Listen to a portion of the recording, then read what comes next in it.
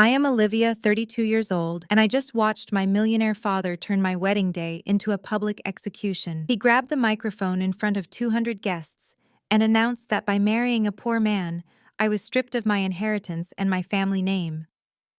My arrogant brother-in-law even threw a $100 check at my husband's feet for an Uber ride home. But my husband just smiled, stepped right on the check, and told them we did not need a dime. What my toxic family did not know was that just 3 months later, they would be sweating and trembling in a Silicon Valley boardroom, begging the very man they humiliated for their financial survival. Before I continue this story, let me know where you are watching from in the comments below. Hit like and subscribe if you have ever had to stand up to family who underestimated your worth and treated you like a pawn. The sun was setting over the manicured lawns of one of the most exclusive country clubs in Connecticut, casting a golden glow over the 200 guests seated at the lavish tables. The towering floral arrangements of white roses and orchids alone cost more than most people earn in a year. My father, Richard Montgomery, the ruthless CEO of Montgomery Logistics, spared no expense for family events. However, his generosity was never about love. It was about maintaining a pristine, untouchable image of power and wealth for his business associates. I sat at the head table in my white wedding gown, my fingers tightly interlaced with the hand of my new husband, Leo Vance.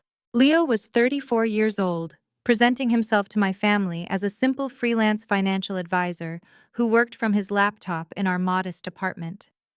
He drove a 10-year-old Honda, wore plain, unbranded clothing, and possessed a quiet, steady confidence that my family mistook for weakness. Beside the sea of tailored tuxedos and designer evening gowns, Leo in his rented suit might have looked out of place to them, but to me, he was the only genuine person in the room. The clinking of a silver spoon against crystal cut through the low murmur of wealthy socialites and corporate executives. My father stood up at the far end of the head table. At 62 years old, Richard Montgomery commanded every room he entered. He adjusted his tailored suit jacket and grabbed the microphone. I felt a sudden familiar knot tighten in my stomach. "I want to propose a toast," my father began, his deep voice echoing through the expensive sound system. The guests quieted down, turning their attention to the patriarch of the Montgomery Empire with polite, expectant smiles. "To my eldest daughter, Olivia, who today has made the most defining choice of her life." For a brief, naive second, I thought he might actually offer a genuine blessing. I thought that perhaps seeing me in my wedding dress, he had decided to set aside his relentless need for control. I was incredibly wrong. "She has chosen my father," continued, his tone dropping into a freezing, calculated register to throw away her legacy. The polite smiles in the audience vanished. A heavy, suffocating silence descended over the outdoor reception. My mother, Diane, sat perfectly still, staring straight ahead with a carefully practiced expression of sorrow.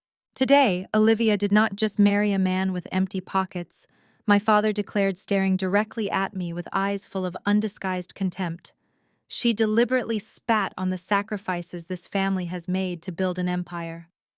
So I am making an announcement right here and right now. Today, you are not just marrying a nobody, Olivia. You are tearing up your inheritance. You will receive no shares in Montgomery Logistics. You will receive no payouts from the family trust fund. From tomorrow morning, you are no longer a Montgomery, and you are entirely on your own." The collective gasp from the 200 guests sounded like all the oxygen being sucked out of the space. My heart hammered against my ribs, the sheer humiliation of his words burning my cheeks. He was disowning me on a microphone, turning the happiest day of my life into a corporate execution. I wanted to sink into the floor, but Leo squeezed my hand firmly, grounding me. His thumb rubbed soothing circles on the back of my hand. He did not look embarrassed or intimidated. He just looked at my father with a calm, almost analytical gaze. Before I could even find my voice to respond to the shock, the sound of chair legs scraping against the patio stone broke the silence. My younger sister Vanessa rushed up toward the front of the stage. At 29 years old, Vanessa was the undisputed golden child of the family. She was wearing a custom designer dress that was entirely too flashy for a wedding guest, clearly designed to pull attention away from the bride. She grabbed the microphone stand and let out a dramatic, perfectly timed sob. "Olivia, please," she cried, her voice echoing across the quiet tables. "Please just listen to Dad. It is not too late to stop this madness. You are destroying the family over a man who cannot even afford to buy you a proper diamond ring. Just apologize to Dad and come home with us." Her fake tears were infuriating. Vanessa had never worked a hard day in her life, coasting on our parents' wealth and taking immense pleasure in watching me fall out of favor. She loved playing the concerned, devoted sister while actively twisting the knife. Then heavy footsteps sounded on the wooden stage. Vanessa's husband, Jamal Washington, swaggered up to the microphone. Jamal was 33 years old, a tall, imposing African-American man who had recently been promoted to vice president at my father's company. He was arrogant, obsessed with displaying his wealth, and practically worshipped my father in his quest to take over the company one day. Jamal loved to belittle Leo at every family dinner, mocking his old car and his modest income. Jamal adjusted his heavy gold luxury watch, a smug grin plastered across his face as he looked down at Leo. He reached into the inner pocket of his expensive suit jacket and pulled out his checkbook. With deliberate, agonizing slowness, he clicked a pen and scribbled on the paper. "Let us be real here," Jamal said into the microphone, his voice dripping with condescension. "You two are going to need a lot of help paying the rent on whatever tiny box you live in, but for tonight, let me do you a solid." He ripped the check from the book and tossed it into the air. It fluttered down, landing right at Leo's feet on the polished wooden floor. "There is $100, Jamal sneered. "Consider it a tip from the Montgomery family so you can call an Uber to take your new wife home. Because I know for a fact that your beat-up old Honda is probably going to break down on the highway, and we do not want Olivia stranded on her wedding night." Laughter erupted from a few of my father's closest business associates in the front row. The humiliation was designed to completely break us. I felt a surge of hot, blinding anger. I went to stand up, ready to scream at Jamal and my father, ready to flip the table and curse them all. But Leo gently placed a hand on my shoulder, easing me back down. Leo stood up slowly. He did not look angry. He did not look embarrassed. He looked utterly serene. The entire venue watched as my husband stepped forward. He did not bend down to pick up the check. Instead, he placed his polished black dress shoe squarely on top of the paper, pinning Jamal's signature to the floor. Leo reached out and casually took the microphone from Jamal's hand. Jamal looked surprised by the swift, confident movement, stepping back slightly. Leo looked directly at my father, then at Jamal, and finally scanned the crowd of silent, wide-eyed guests. "Thank you for the profound display of your character tonight," Leo said, his voice smooth, resonant, and entirely unbothered. "It takes a special kind of wealth to buy a venue like this, but clearly no amount of money can buy class integrity or basic human decency." A ripple of shocked whispers swept through the tables. My father's face turned a dark shade of red.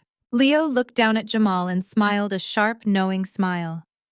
"Keep your $100, Jamal. We do not need your dirty money, and we certainly do not need anything from the Montgomery estate. Olivia is my wife now, and I promise you she will never want for anything in this lifetime." He dropped the microphone on the table. It let out a loud, piercing screech of feedback that made the front row wince. Leo turned to me, offering his hand like a true gentleman. "Shall we go, Mrs. Vance?" he asked softly. I took his hand, lifting the hem of my white gown, and stood tall. "Yes, let us get out of here," I replied. We turned our backs on my furious father, my dramatically weeping mother, the gaping guests, and the arrogant brother-in-law, whose check remained crushed beneath a footprint. We walked down the center aisle of the reception, our heads held high, marching toward the exit without a single backward glance. As we reached the grand archway leading to the country club parking lot, I heard rapid, heavy footsteps storming down the path behind us. "Stop right there, Olivia!" My father bellowed, his voice raw with fury now that the microphone was gone. We stopped and turned around. Richard Montgomery was marching toward us, his fists clenched, his face contorted in absolute rage. Behind him, trying to keep up in her restrictive dress, was my mother, Diane. You think you can just embarrass me in front of the board of directors and walk away? My father shouted, pointing a shaking finger at my face.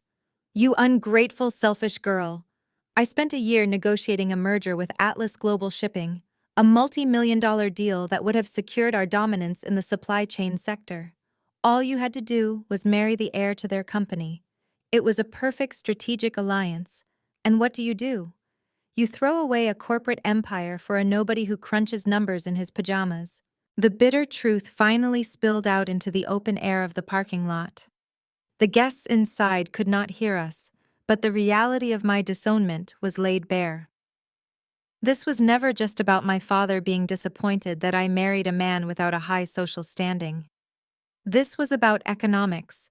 This was about my refusal to be a human bargaining chip in his corporate chess game. I am a director of supply chain strategy. Dad. I fired back, my voice shaking with years of suppressed resentment. I earned my degrees. I worked 70-hour weeks to prove my value to your company. I am not a piece of property you can trade for market share. I am your daughter. My mother Diane finally caught up to us, breathing heavily. She immediately launched into her signature manipulation tactics, grabbing my arm and weaponizing her tears. Olivia, please stop hurting us like this, my mother cried, wiping her eyes carefully to avoid smudging her expensive makeup. Your father only wants what is best to protect your future. This man cannot provide for you. You are accustomed to a certain lifestyle. Just apologize, annul this ridiculous marriage tomorrow morning and come home. We can still fix the Atlas Global deal. We can still save the family. I looked at my mother, marveling at how easily she could twist my trauma into her victimhood. She was completely complicit in trying to sell me to a rival company, yet she spoke as if I was the one breaking her heart. There is nothing to fix, Mom, I said coldly, pulling my arm out of her grasp. Because I am not a broken asset, and my husband is twice the man my father will ever be. You are making the biggest mistake of your life, my father sneered, his eyes darting to Leo with absolute disgust. I will make sure you never work in this industry again, Olivia. I will blacklist you from every major logistics firm on the East Coast. You will be begging to come back when you are starving. Leo stepped slightly in front of me, shielding me from my father's aggressive posture. He looked at Richard with a gaze so chilling and calculating that my father actually took a half step back. Enjoy your empire while it lasts, Richard, Leo said quietly, his tone laced with a dangerous promise that neither of my parents understood at the time. Because empires built on arrogance have a very steep fall. Leo turned to unlock the doors to his 10-year-old Honda Civic parked among the gleaming Bentleys and Mercedes and opened the passenger door for me. I gathered my bulky wedding dress and slid into the worn fabric seat. Leo walked around the car, ignoring the string of insults my father was still hurling into the night air, and got behind the wheel. He started the engine. It sputtered for a brief second before roaring to life, a stark contrast to the silent, expensive engines around us. As we pulled out of the country club parking lot, I looked in the side mirror and saw my parents standing furiously under the streetlights, convinced they had just destroyed my life. They had absolutely no idea who they had just declared war against. Our honeymoon was brief, consisting of a quiet, tech-free weekend at a modest bed and breakfast in upstate New York. I cherished every second of it. For those 2 days, the Montgomery Empire and my father's corporate wrath felt like a distant nightmare. Leo cooked breakfast, we hiked through the pine trails, and we simply existed as a normal couple. But reality has a nasty habit of catching up to you when you least expect it. On Monday morning, I woke up early, put on my sharpest charcoal blazer, and prepared to face the music. I knew my father would be furious, but I also knew my value. As the director of supply chain strategy, I was the only executive who completely understood the complex logistical algorithms that kept Montgomery Logistics running efficiently. I handled the Asian shipping routes, the trucking contracts, and the warehouse distribution networks. I figured my father would scream, threaten me, and then demand the quarterly report by noon. I walked into the towering glass and steel headquarters of Montgomery Logistics just before 8. The air conditioning was crisp, smelling faintly of expensive floor wax and corporate ambition. I smiled at the security guard at the front desk, a man I had greeted every morning for 5 years. Today he did not smile back. He looked down at his shoes, shifting his weight uncomfortably. A strange sensation prickled at the back of my neck, but I swiped my keycard at the turnstile anyway. The light flashed red. Access denied. I frowned, assuming it was a glitch, and pushed through the side gate while the guard pretended not to notice. I took the executive elevator up to the 40th floor. The doors slid open to the familiar hum of the strategy department. As I walked down the carpeted hallway toward my corner office, my heart slammed against my ribs. Sitting directly outside my heavy oak door was a cheap brown cardboard box. I approached it slowly. Inside the box were my personal belongings, my framed degree from Wharton, the silver pen Leo had gifted me for my promotion, my favorite coffee mug, my emergency pair of flats. Everything I owned in this building had been carelessly dumped into a single carton. I pushed open the door to my office. The panoramic view of the city skyline was exactly as I left it, but the person sitting behind my custom mahogany desk was not. Jamal Washington was leaning back in my ergonomic chair, his expensive Italian leather shoes propped disrespectfully right on top of my quarterly projections. He was casually tossing a crystal paperweight into the air and catching it, a smug, deeply satisfied grin stretching across his face. "What exactly do you think you are doing in my office, Jamal?" I demanded, stepping into the room and keeping my voice dangerously level. Jamal caught the paperweight and slammed it down onto the desk with a loud thud. He slowly took his feet off the desk, adjusting the cuffs of his custom-tailored suit. He looked at me with an expression of pure, unadulterated triumph. "Correction!" "Olivia," Jamal said, his deep voice dripping with arrogance. "This is my office now." Richard thought it was time for a leadership change in the strategy department. Someone who actually respects the family business. Someone who does not throw away multi-million-dollar mergers for a guy who drives a car worth less than my watch. I stared at him, refusing to let my shock show. "You do not know the first thing about supply chain logistics. You are a glorified public relations mouthpiece who married my sister. If you take over this department, the Asian shipping routes will collapse in a month." Jamal stood up, walking slowly around the desk to stand directly in front of me. He towered over me, using his physical presence to try and intimidate me. "Richard disagrees. In fact, Richard was very clear this morning. You are terminated effective immediately. No severance package, no transition period. You are out." My father's vindictiveness knew no bounds, but I refused to give Jamal the satisfaction of seeing me break. Fine. If my father wants to tank his own company to prove a point, that is his problem. I will have my lawyer review my employment contract. I reached into my purse to grab my phone, intending to call my legal counsel, but Jamal chuckled. It was a harsh, mocking sound. "You might want to hold off on hiring expensive lawyers, Olivia. Have you checked your bank accounts this morning?" Jamal asked, crossing his arms over his chest. I paused, my fingers hovering over my phone screen. "What did he do?" "Richard did not just fire you. He went to the family trust and the board of directors. Every corporate credit card you possess has been deactivated," Jamal explained, savoring every single syllable. "Your access to the Montgomery Family Trust Fund is completely frozen. Even your personal checking account, the one tied to the family's private banking tier, has been locked pending a financial review of your past corporate expenses." A cold wave of dread washed over my body. My father was systematically cutting off every single lifeline I had. He was not just firing me. He was actively trying to bankrupt me, ensuring I had absolutely no resources to fight back. He wanted me desperate. He wanted me starving. "Tried to buy a coffee this morning," Olivia, Jamal taunted, leaning in closer. "I bet that card would decline so fast it would make your head spin." Welcome to the real world. Welcome to the life you chose when you walked out of that country club with Mr. Minimum Wage. Let us see how long that precious love lasts when you cannot afford to pay the heating bill. I gripped the handle of my purse tightly. The injustice of it all burned in my throat. I had generated millions of dollars in revenue for this company. I had optimized our distribution network, saving the enterprise from a massive deficit 2 years ago. I had earned my wealth through grueling 80-hour workweeks, and my father was stripping it all away with the stroke of a pen, handing my position to a dangerously incompetent man, simply because Jamal kissed the ground my father walked on. "You are making a massive mistake, Jamal," I said, maintaining direct eye contact. "You think you have won the lottery by taking this office?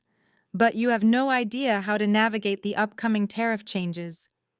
When the board demands answers for the revenue drop next quarter, my father will not hesitate to throw you right under the bus to save his own skin. You are just a placeholder." Jamal's smug smile faltered for a fraction of a second, his eyes flashing with sudden anger. He hated being reminded of his own incompetence. He hated that I knew exactly how hollow his corporate title was. "Get out of my office," Jamal snapped, pointing toward the open door. "Security is waiting by the elevators. If you are not out of this building in exactly 2 minutes, I'm going to have them drag you out by your cheap blazer." I did not argue. Arguing with a fool was a waste of breath. I turned around, picked up the cardboard box sitting outside the door, and walked toward the elevators. True to Jamal's word, 2 security guards were standing there, their expressions apologetic but firm. They escorted me down the 40 floors in complete silence, walking me through the grand lobby and out into the bustling city streets. The morning sun hit my face as the heavy glass doors of Montgomery Logistics locked behind me. I stood on the pavement holding a cardboard box containing the remnants of my career.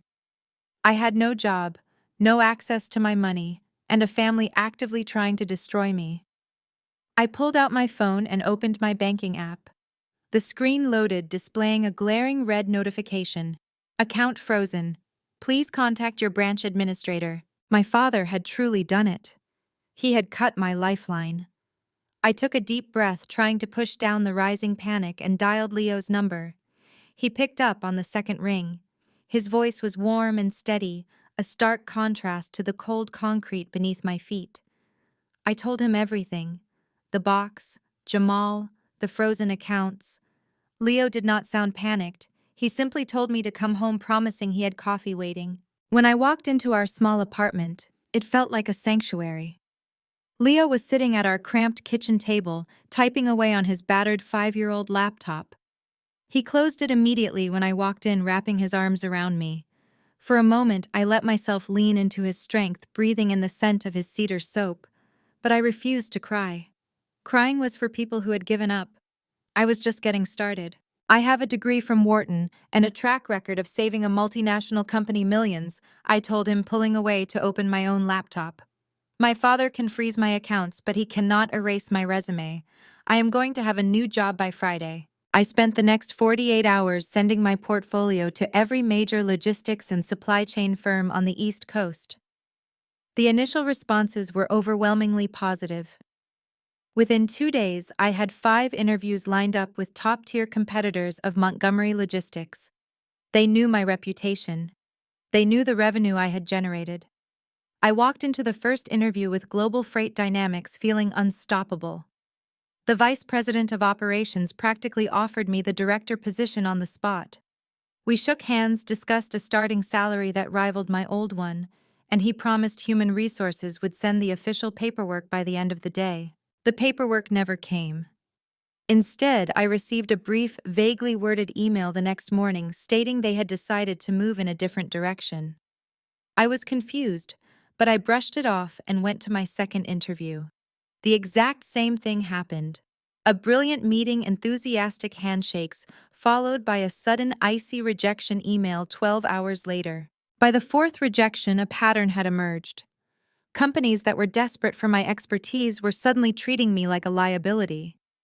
The reality of my situation crystallized when I finally secured an off-the-record phone call with a former mentor, a senior partner at a boutique consulting firm who had always championed my work. "I cannot hire you, Olivia," he confessed, his voice hushed, as if he feared someone was listening.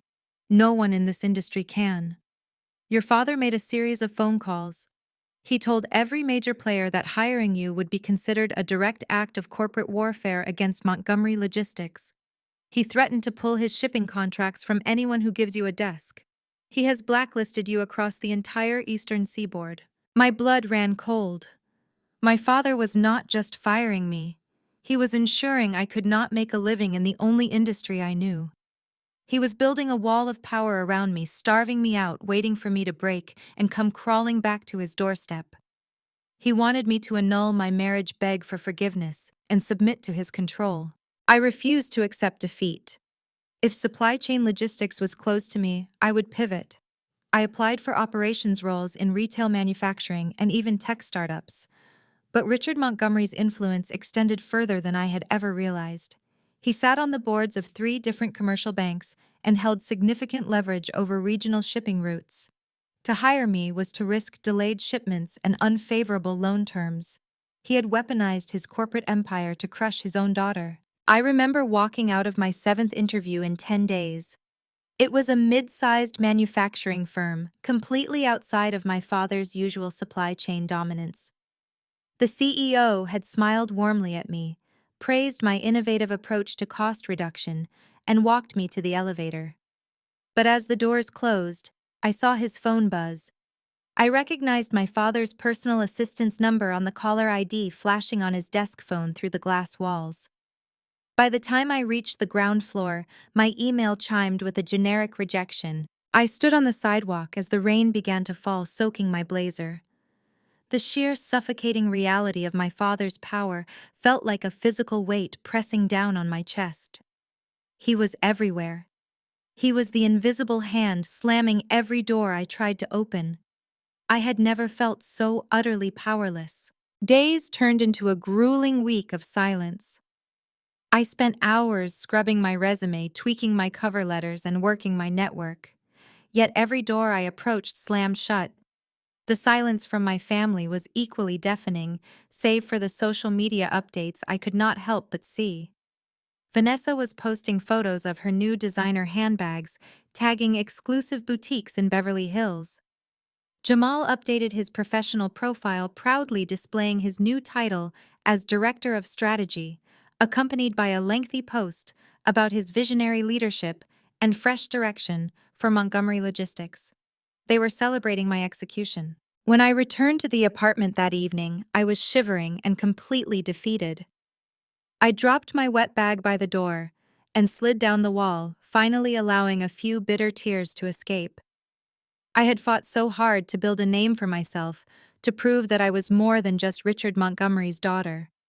And with a few phone calls, he had reduced me to nothing. Leo found me sitting on the floor. He did not ask what happened. He already knew. He gently pulled me to my feet, took off my wet jacket, and wrapped a warm blanket around my shoulders. He guided me to the sofa and sat beside me, pulling his battered laptop onto his knees.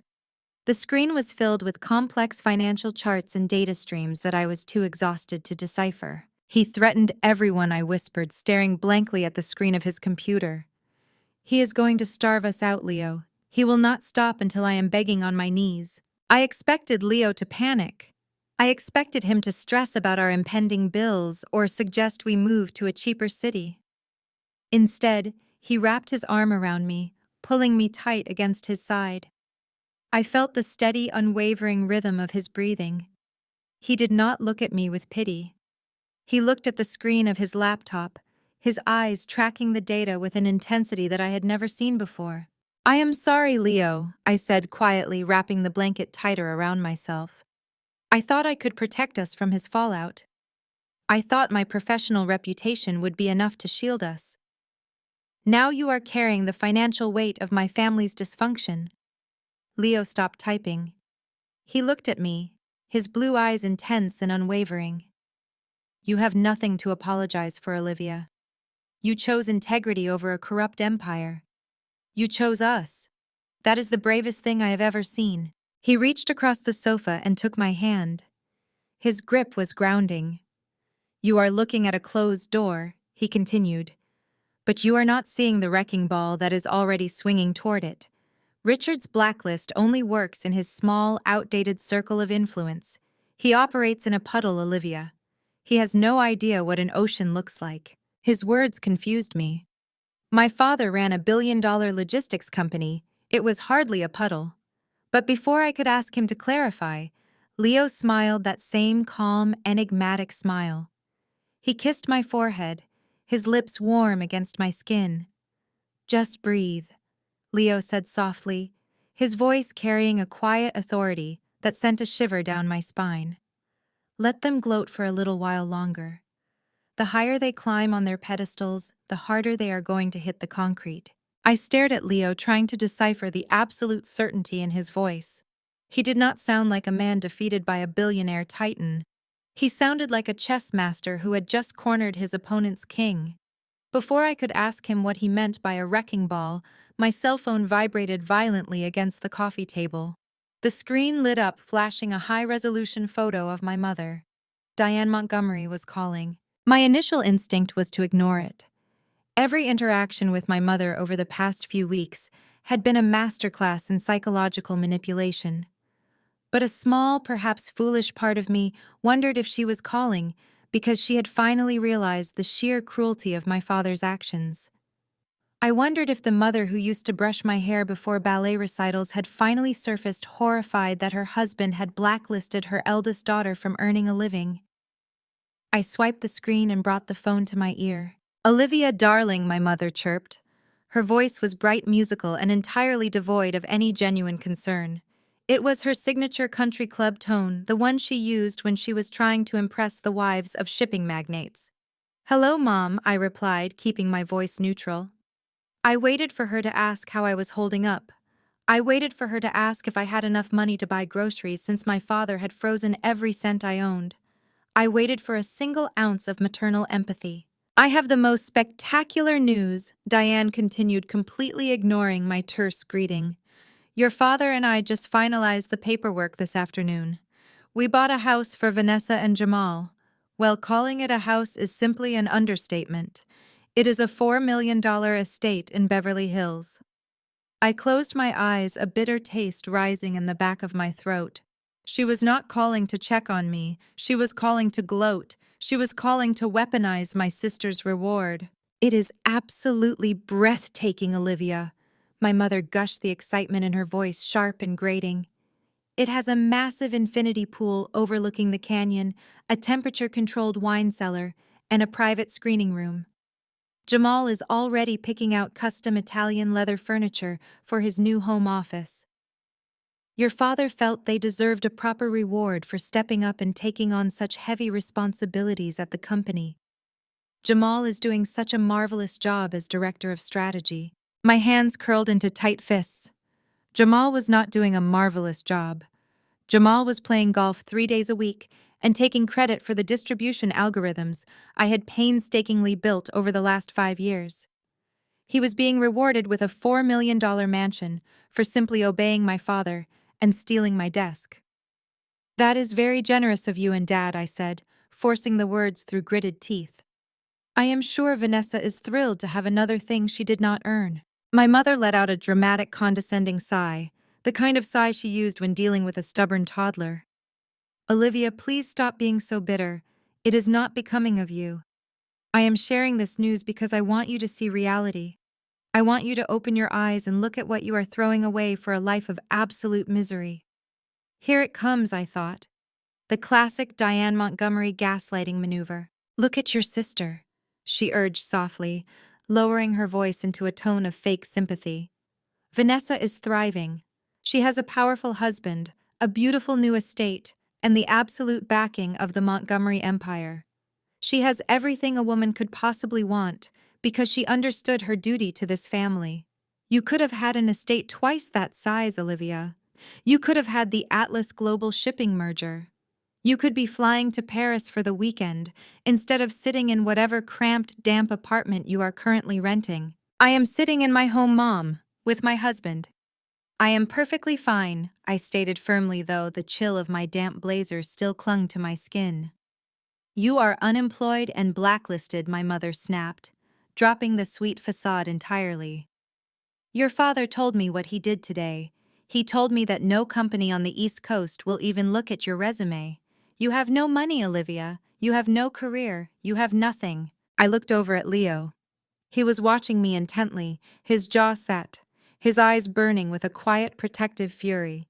He reached out and rested his warm hand over my knee. "But you do not have to live like this." My mother quickly pivoted back to her manipulative, soothing tone. Your father is angry, yes, but he is still your father. He just wants you to admit that you made a catastrophic mistake. All you have to do is leave that penniless loser you married. Pack a bag, come back to the estate and apologize. Tell your father you will file for an annulment tomorrow morning. If you just drop that dead weight, your father will unfreeze your trust fund immediately. He will give you your job back. He might even buy you a house next to Vanessa. Do not torture yourself, Olivia. Come home and reclaim your life. The sheer audacity of her proposal hung in the dead air between us. She was explicitly asking me to trade my husband for a bank account. She viewed my marriage as a temporary lapse in judgment, a minor inconvenience that could be erased with a signature and a groveling apology.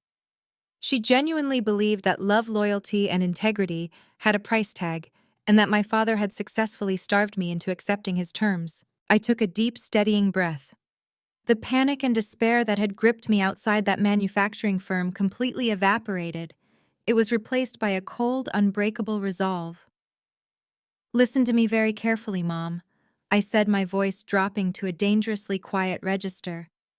I would rather sleep on the street and eat out of a dumpster for the rest of my natural life than crawl back to a family that treats human beings like corporate assets. Olivia, be reasonable. She started to panic, realizing her manipulation was failing.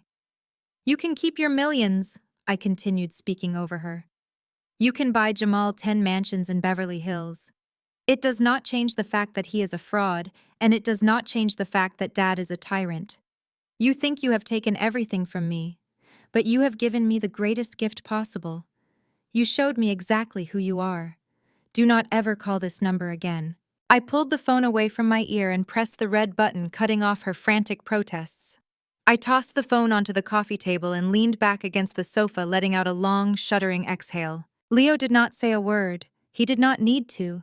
He pulled me into his chest, holding me so tightly I could hear his heartbeat.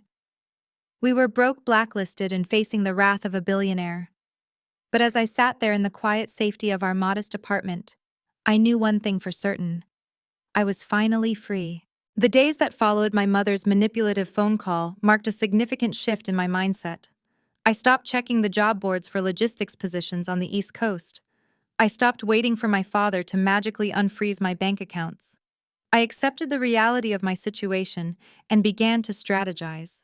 I possessed a brilliant analytical mind, and I refused to let it atrophy just because Richard Montgomery had thrown a tantrum. I opened my laptop and began researching independent consulting firms in completely different sectors. I looked into healthcare supply chains, sustainable energy distribution, and international agricultural logistics. If my father owned the traditional shipping industry, I would simply build a bridge to a different continent. I managed to land a remote interview with a boutique consulting agency based out of Chicago. They specialized in restructuring failing distribution networks for mid-sized tech companies. They did not care about the Montgomery name. They cared about raw data and results. During the grueling 3-hour technical interview, I dismantled their sample logistical problem with surgical precision. The managing partner was so impressed, she offered me a senior consultant role, immediately operating as an independent contractor. The pay was a fraction of my corporate salary, but it was honest money, and it was entirely out of my father's reach. While I dove headfirst into my new consulting contracts, spending my days analyzing spreadsheets and optimizing supply routes from our small kitchen table, Leo continued his own mysterious work. He spent hours on conference calls in the bedroom, speaking in low, rapid-fire tones about market acquisitions, hostile takeovers, and equity liquidations.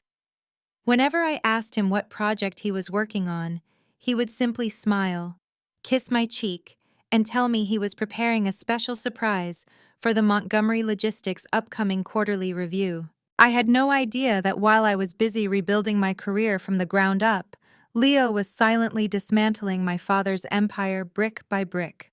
The cracks in the Montgomery facade were about to become massive, gaping sinkholes, and it all started with a single devastating piece of financial data that crossed my desk during my third week as an independent consultant. My new consulting firm had tasked me with conducting a comprehensive sector analysis of East Coast shipping infrastructures for a Midwestern client looking to expand their operations.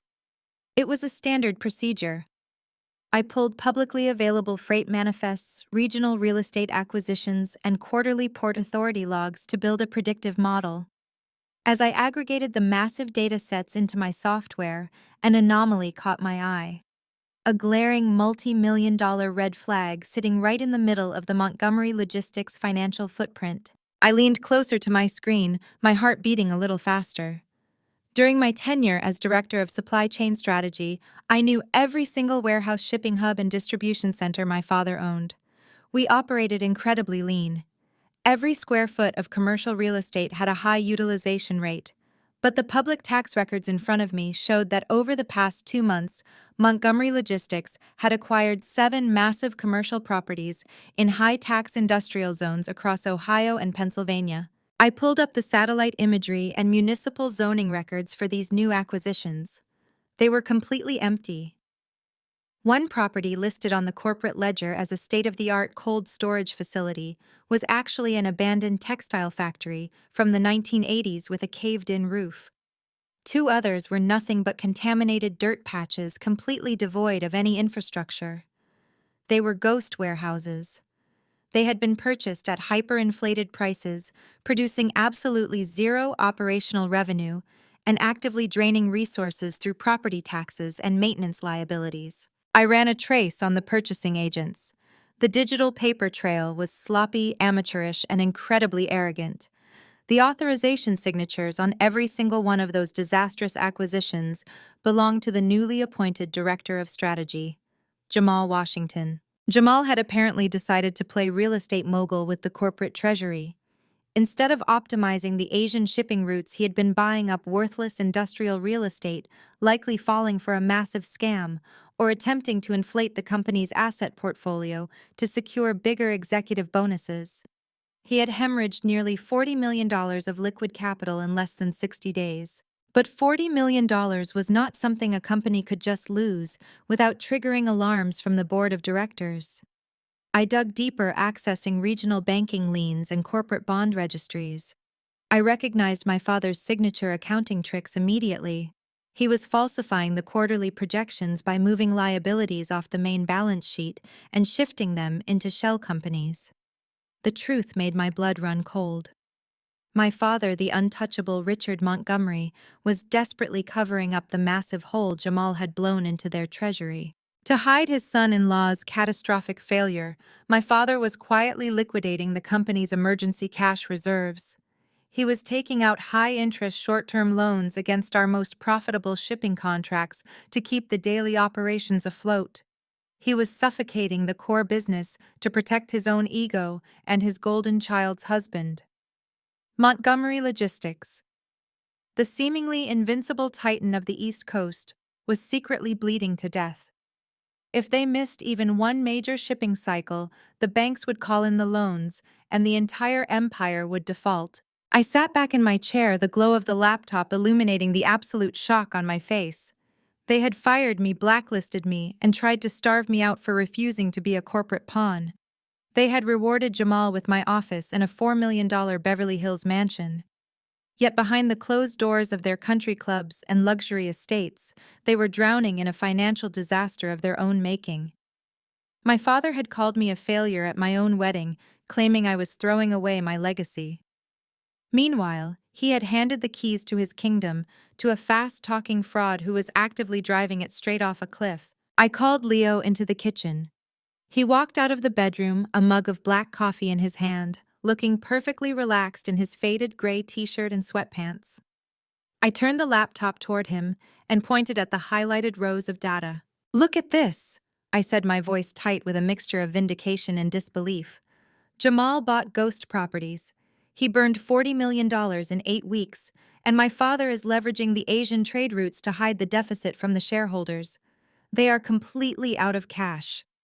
Leo leaned over the table, his eyes scanning the complex spreadsheets. He did not gasp. He did not look shocked. He took a slow sip of his coffee and nodded, his expression completely unreadable. "It is worse than that," Leo said quietly. Your father used the Atlas Global Shipping merger as collateral for those short-term loans. When you refused to marry the Atlas heir, the merger fell through. Now Richard has no cash, no merger, and a mountain of toxic debt wrapped up in Jamal's worthless dirt lots. I stared at him, my mind spinning. How do you know about the Atlas collateral? I asked. That kind of financial structuring is strictly confidential. Not even the mid-level executives at Montgomery Logistics would know about those specific loan terms. Leo smiled his signature enigmatic smile. He reached out and gently closed my laptop. When a giant bleeds, the sharks in the financial waters can smell it from a mile away, Olivia. I told you I have been doing some consulting work of my own. A shiver of anticipation ran down my spine. My father thought he had isolated me, believing I was sitting in my apartment crying over my ruined career. Instead, I had front-row seats to the implosion of his entire life's work. The untouchable Richard Montgomery was cornered, and the absolute hypocrisy of it all was staggering. He had tried to crush my independence, but his own blind favoritism and Jamal's staggering incompetence were doing the job for me. I stood up and walked to the window, looking out at the city streets below. A newfound sense of power settled over me. I was no longer the discarded daughter mourning the loss of her family. I was an independent strategist, watching a flawed competitor make fatal market errors. If my father's company went under, the fallout would be catastrophic for him and Diane. Their social standing, their estates, their entire identity was tied to that wealth. And Jamal and Vanessa would lose the multi-million-dollar lifestyle they felt so entitled to. Let them sink, I said, turning back to Leo. I do not want to warn them. I do not want to save them. They made their bed and now they can lie in it. Leo walked over and wrapped his arms around my waist, pulling me close against his chest. Oh, they are going to sink, Olivia, he whispered, his blue eyes gleaming with a fierce, quiet intensity. But we are not just going to watch them drown. We are going to buy the ocean they are drowning in. Exactly 3 weeks after that revelation in our kitchen, our 3-month wedding anniversary arrived. I had spent those 21 days securing 2 more major consulting contracts, building my independent financial foundation dollar by dollar. I felt powerful, grounded, and entirely in control of my destiny. When I woke up that morning, Leo kissed my cheek and told me to clear my schedule for the evening. He insisted on taking me out to celebrate. I assumed we would go to a quiet neighborhood bistro, the kind of place we usually frequented. I spent the afternoon getting ready, slipping into a sleek emerald green silk dress I had bought with my first independent paycheck. It was free of flashy designer logos, elegant and entirely mine. When Leo walked into the living room wearing a perfectly tailored navy suit, my breath actually caught in my throat. He looked incredibly sharp, projecting an effortless, quiet authority that required no loud brands or heavy gold watches to announce its presence. He did not lead me to his 10-year-old Honda Civic. Instead, a sleek black town car was waiting for us at the curb. When I raised an eyebrow, Leo just smiled and opened the door for me, claiming that a 3-month anniversary surviving my family's corporate warfare warranted a minor splurge. The car glided through the city streets and pulled up to the valet stand of Laura, the most exclusive 3-star Michelin restaurant in the city. It was the kind of establishment where reservations were booked a year in advance by hedge fund managers, foreign dignitaries, and A-list celebrities. The tasting menu alone cost more than my monthly grocery budget. I turned to Leo in the back seat, my eyes wide with concern. I told him this was too much, that we should not be spending our emergency funds on a single dinner no matter how much we had to celebrate. Leo placed his warm hand over mine, his blue eyes crinkling at the corners. He promised me he had not touched our emergency savings. He told me to trust him and simply enjoy the night. I took a deep breath, linked my arm through his, and we walked through the towering glass doors. The atmosphere inside Laura was intoxicating. Crystal chandeliers cast a warm golden light over the velvet seating and immaculate white tablecloths. The air smelled of white truffles and aged wine. The moment we stepped into the foyer, the general manager, a distinguished older man in a pristine tuxedo, rushed forward. He completely ignored the line of wealthy patrons waiting at the host stand. He bowed his head slightly, greeting Leo with a level of deep, profound reverence that immediately struck me as highly unusual.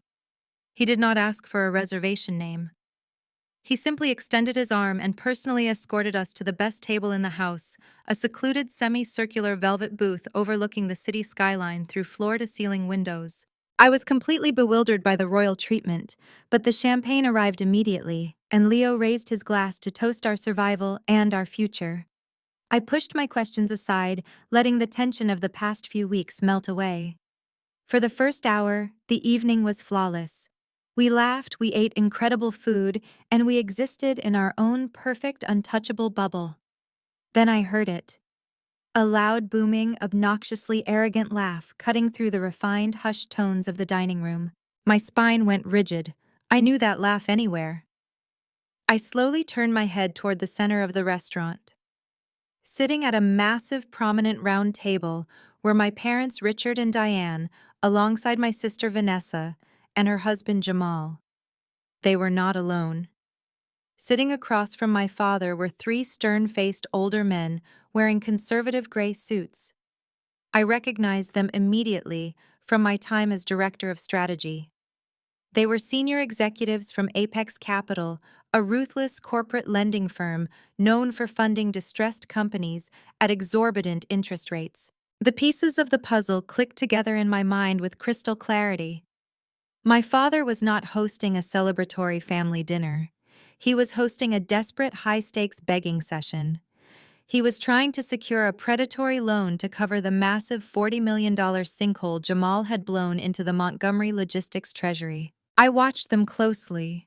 My father's posture was rigid, his usual dominating presence replaced by a subtle, desperate tension.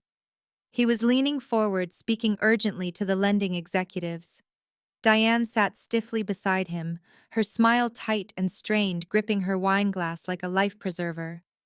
Jamal, oblivious to the sheer gravity of the situation, was leaning back in his chair, swirling his cognac, and speaking loudly, clearly trying to project an image of immense wealth and success to the unimpressed bankers. Vanessa sat beside him, dripping in diamonds, looking utterly bored. As Jamal scanned the room to see who might be admiring his expensive suit, his eyes locked onto our booth. I saw the exact moment recognition hit him. He blinked, clearly shocked to see the sister-in-law he had actively tried to bankrupt sitting at the best table in the most expensive restaurant in the city. He leaned over and whispered something into Vanessa's ear. She whipped her head around, her eyes narrowing as she spotted my emerald dress and Leo's tailored suit. Vanessa tapped my father's arm, pointing discreetly in our direction. Richard Montgomery looked over. When his eyes met mine, his face darkened with a mixture of absolute fury and deep confusion. He glared at me, then shook his head sharply at Jamal, giving a clear, silent command to stay put and not cause a scene in front of the critical investors holding their financial lifeline. But Jamal Washington's ego was a massive, fragile thing that required constant feeding. Seeing Leo and me enjoying a luxurious evening completely shattered his narrative that we were starving in the gutters. He needed to assert his dominance. He needed to prove to his investors and to himself that he was the alpha in the room. Completely ignoring my father's warning glare, Jamal stood up, smoothed his designer tie, and began walking directly toward our table with Vanessa trailing closely behind him. I took a slow sip of my champagne, my heart steady and calm. Weeks ago, seeing them approach would have sent me into a spiral of anxiety.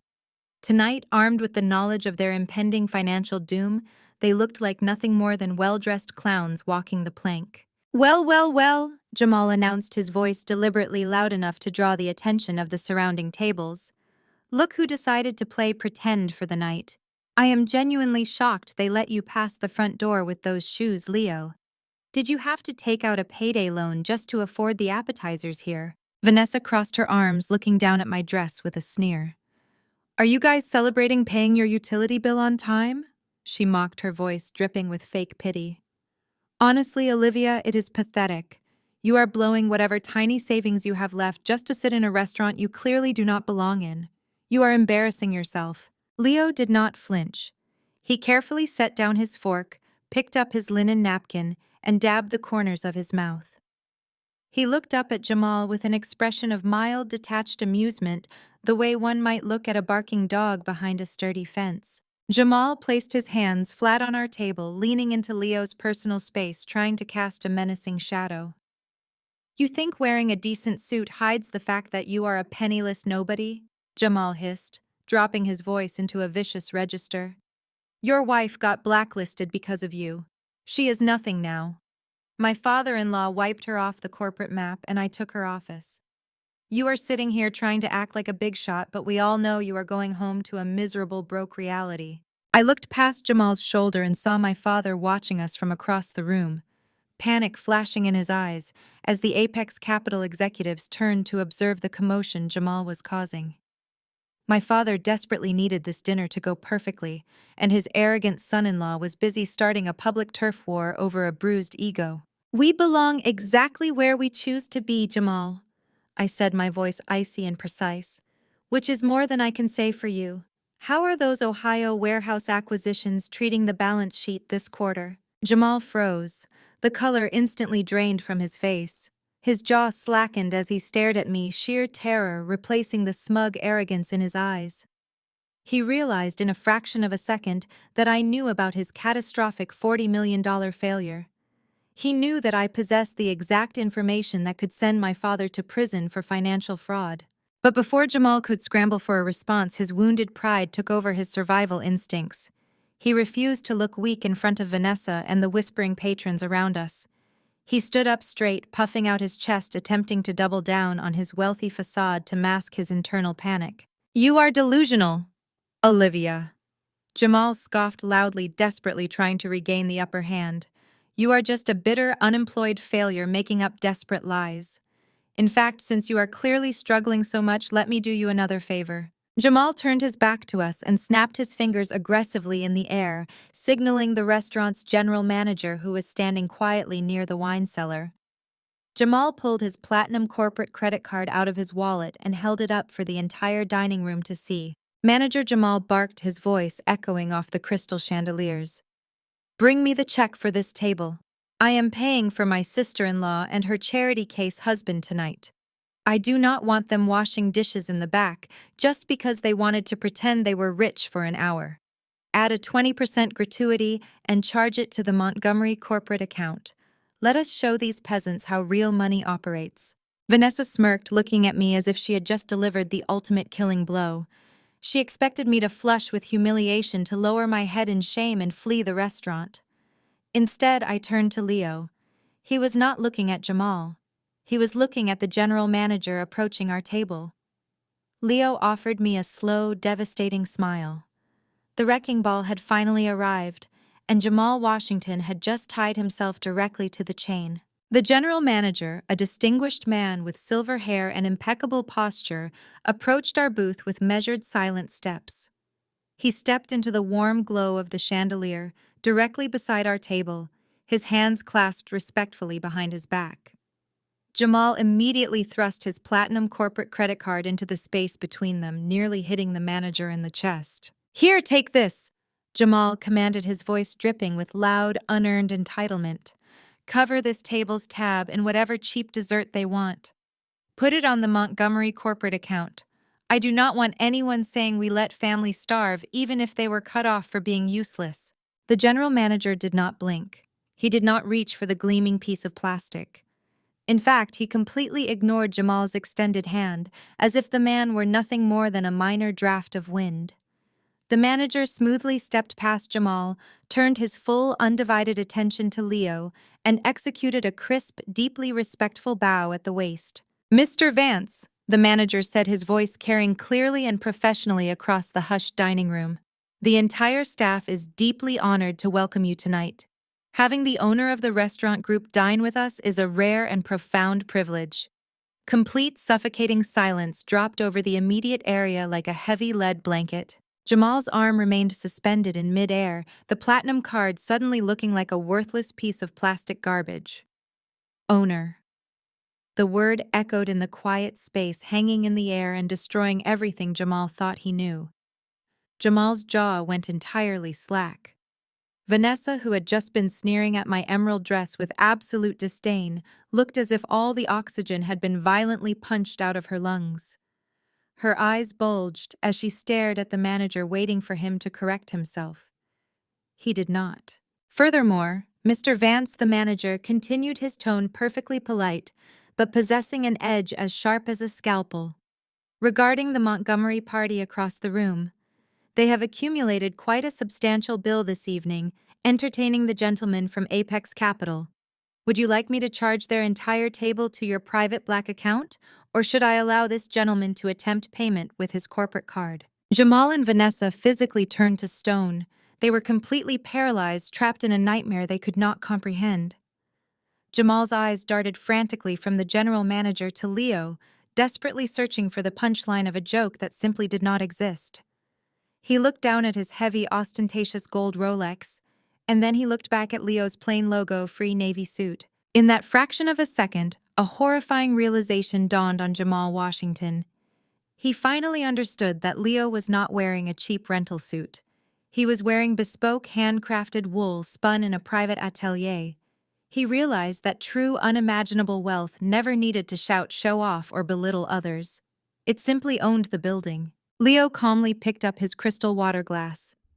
He took a slow, deliberate sip, letting Jamal sweat and squirm under the crushing weight of his own profound humiliation. "Thank you for the offer," Leo said, his voice entirely devoid of arrogance, but packed with a lethal, quiet authority. "But please let Mr. Washington use his corporate card. I would hate to deprive him of the opportunity to show off his success to his new father-in-law. Although I do hope the Montgomery Logistics Treasury has enough liquid cash left to clear the transaction, considering the tens of millions recently squandered on abandoned textile factories and contaminated dirt lots in Ohio." Jamal choked on his own breath.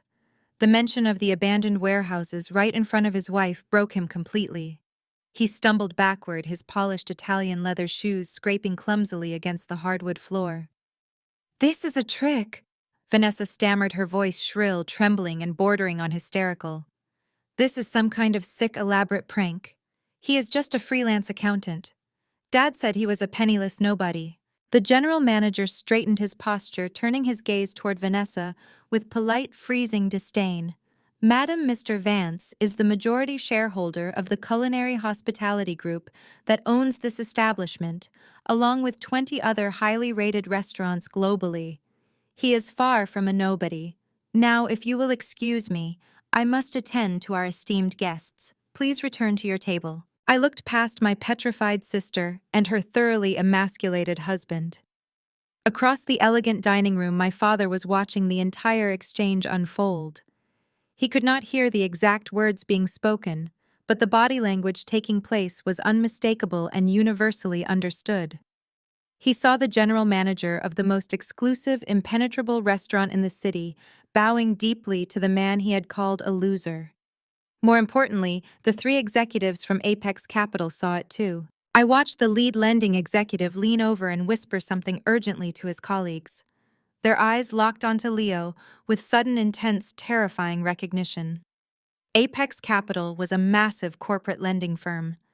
They knew the real invisible players moving the tectonic plates of the financial world.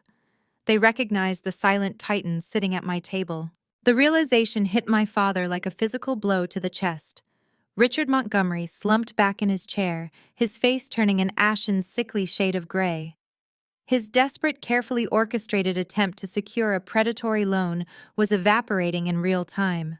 The powerful bankers he was currently begging for money were staring in absolute awe at my husband. "You should return to your table, Jamal," I said, breaking the silence and looking directly into my brother-in-law's terrified eyes. "Your investors are waiting, and I highly suggest you check the remaining daily balance on that platinum card before you hand it to the waiter. It would be a terrible, unforgivable shame if it declined in front of the very men you are begging for a corporate bailout." Jamal did not say a single word. His aggressive swagger, his booming laugh, and his threatening posture had been entirely eradicated. He looked exactly like what he truly was, a terrified, incompetent fraud caught stealing from the cash register. He grabbed Vanessa tightly by the elbow, and the two of them scurried back to their table in absolute mortifying silence. I watched them walk away, feeling a deep, radiating warmth spread through my chest. I picked up my fork, smiled at my husband, and cut into my perfectly seared steak. The meal tasted like absolute victory. The meal at Laura tasted like absolute victory, but it was merely the appetizer for the total corporate annihilation that followed. Within 48 hours of that disastrous dinner, the executives at Apex Capital formally pulled out of their lending negotiations with my father. They had seen Jamal crumble in a public setting, and they had seen my father panic. In the high-stakes world of corporate finance, fear is blood in the water. The moment Apex Capital withdrew their term sheet, rumors began to circulate through the financial district like wildfire. My father had built his empire on a carefully curated image of invincible stability. Once that image cracked, the entire foundation gave way. The first domino fell 2 weeks later when a mid-sized regional bank called in a high-interest loan that my father had used to cover payroll. Without the Apex Capital infusion, Montgomery Logistics did not have the liquid cash to clear the balance. They defaulted. The bank immediately filed a public notice of foreclosure against 3 of my father's most profitable East Coast distribution hubs. I sat at my kitchen table sipping my morning coffee, watching the fallout broadcast live on a major financial news network. The news anchor stared directly into the camera, a graphic displaying the plummeting stock price of Montgomery Logistics hovering over his shoulder. The ticker at the bottom of the screen was a relentless stream of red numbers. The anchor reported that anonymous whistleblowers from within the strategy department had leaked internal audits to federal regulators. I smiled into my coffee mug, knowing exactly how easy it was for disgruntled employees to hand over files when their arrogant new boss spent his days playing golf and treating his staff like garbage. The leaked audits exposed everything. The financial news networks ran wall-to-wall coverage detailing the $40 million black hole generated by Jamal Washington. They displayed aerial satellite images of the ghost properties in Ohio, the abandoned textile factories with caved-in roofs, and the contaminated dirt lots.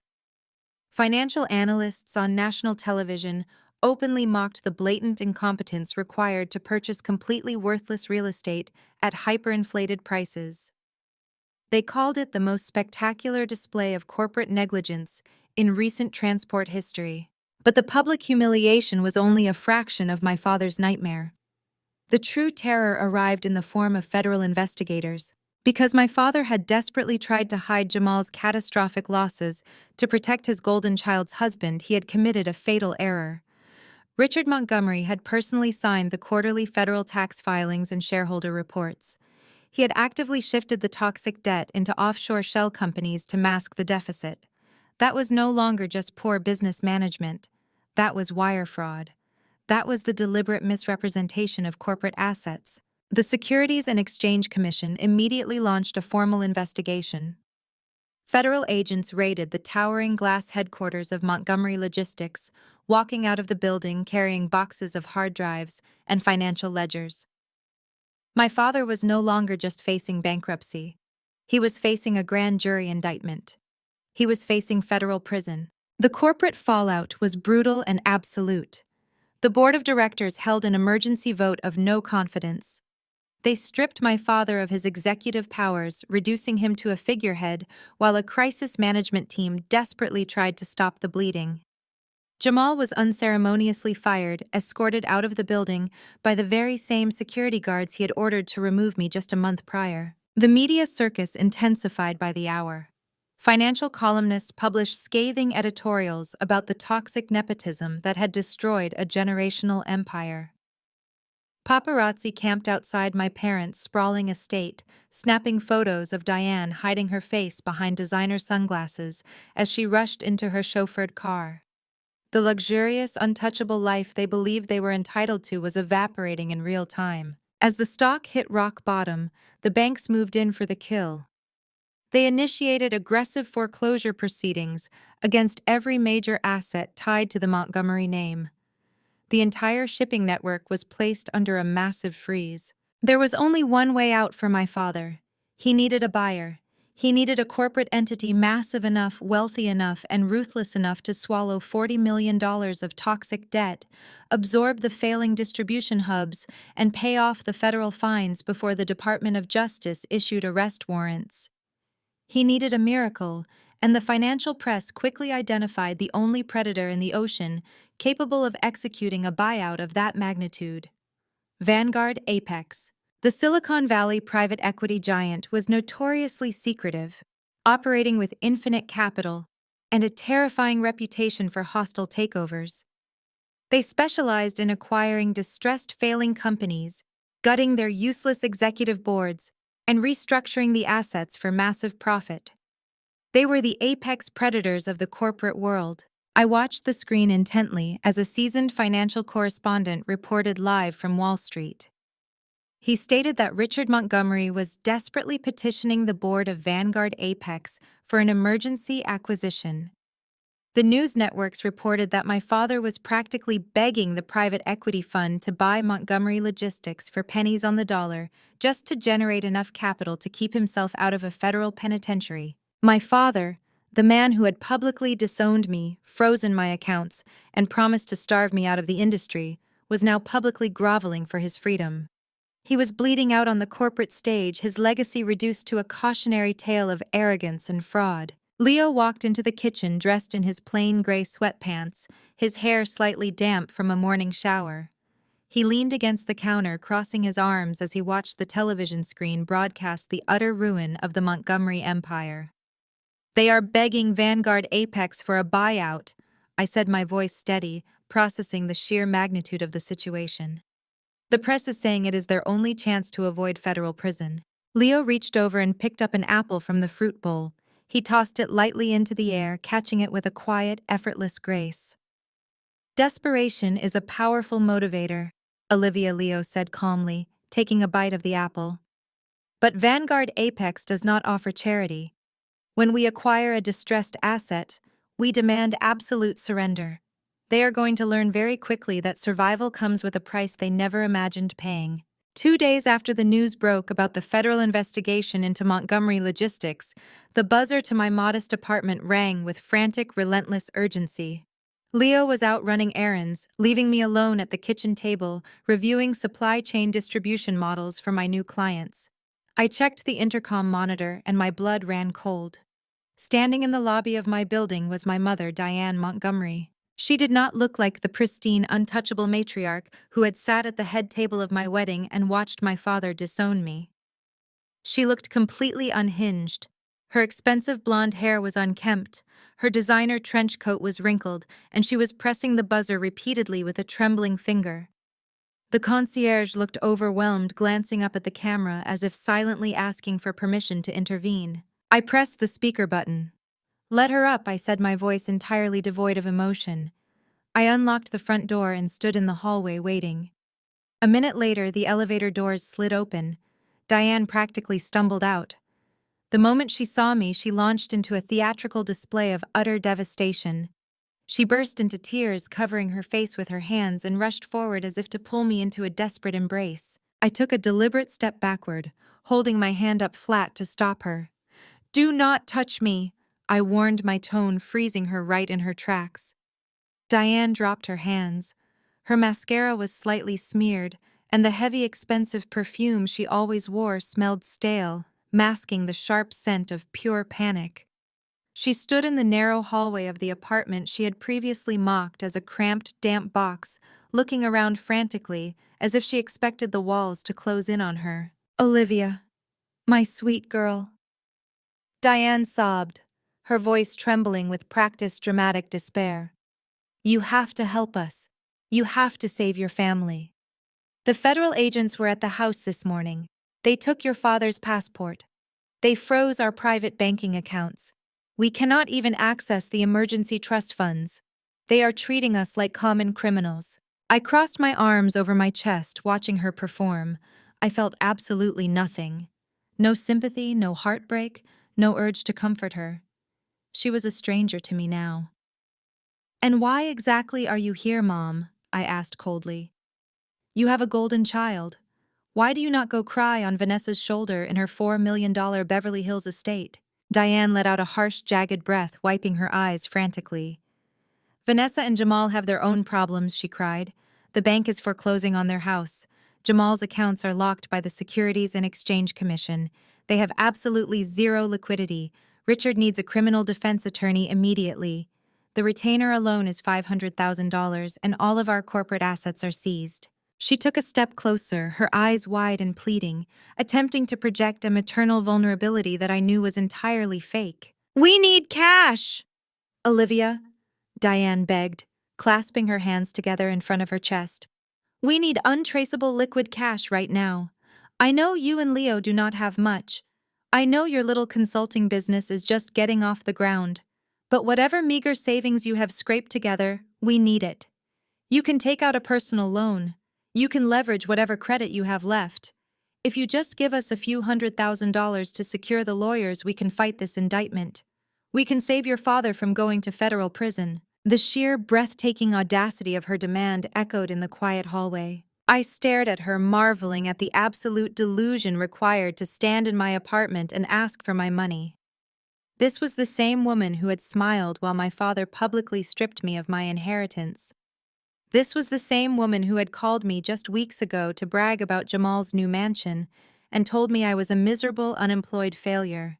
Now she wanted me to empty my bank accounts, destroy my credit, and go into massive debt to save the very man who had explicitly tried to starve me to death. "Let me make sure I understand this correctly," I said, my voice dropping into a deadly quiet register. My father fired me. He blacklisted me from the entire logistics industry on the East Coast. He froze my checking account so I could not even buy groceries. You called me a bitter disappointment and demanded I divorce my husband. And now that Jamal has driven your precious empire straight into a federal indictment, you want me to hand over the money I earned without you. Diane's face twitched. The tearful, vulnerable facade began to crack, revealing the ugly, desperate entitlement underneath. "You are a Montgomery," she insisted, her voice rising in pitch. "We are your blood. You owe us your loyalty. Your father raised you. He put a roof over your head and paid for your elite education. You are obligated to help us in our hour of need." "I owe you absolutely nothing," I fired back, stepping forward and forcing her to look me directly in the eyes. "I earned my degrees through my own intellect. I generated millions for that company through my own grueling labor. You cast me out because I refused to be sold to Atlas Global Shipping like a piece of corporate meat. You chose Jamal. You chose Vanessa. You placed your bets on an arrogant fraud, and now you have lost everything." Diane's posture stiffened. The tears vanished instantly, as if someone had flipped a switch. Her eyes narrowed into harsh, vicious slits.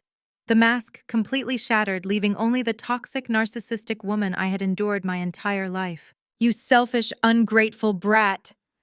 Diane snarled, her voice dripping with pure venom.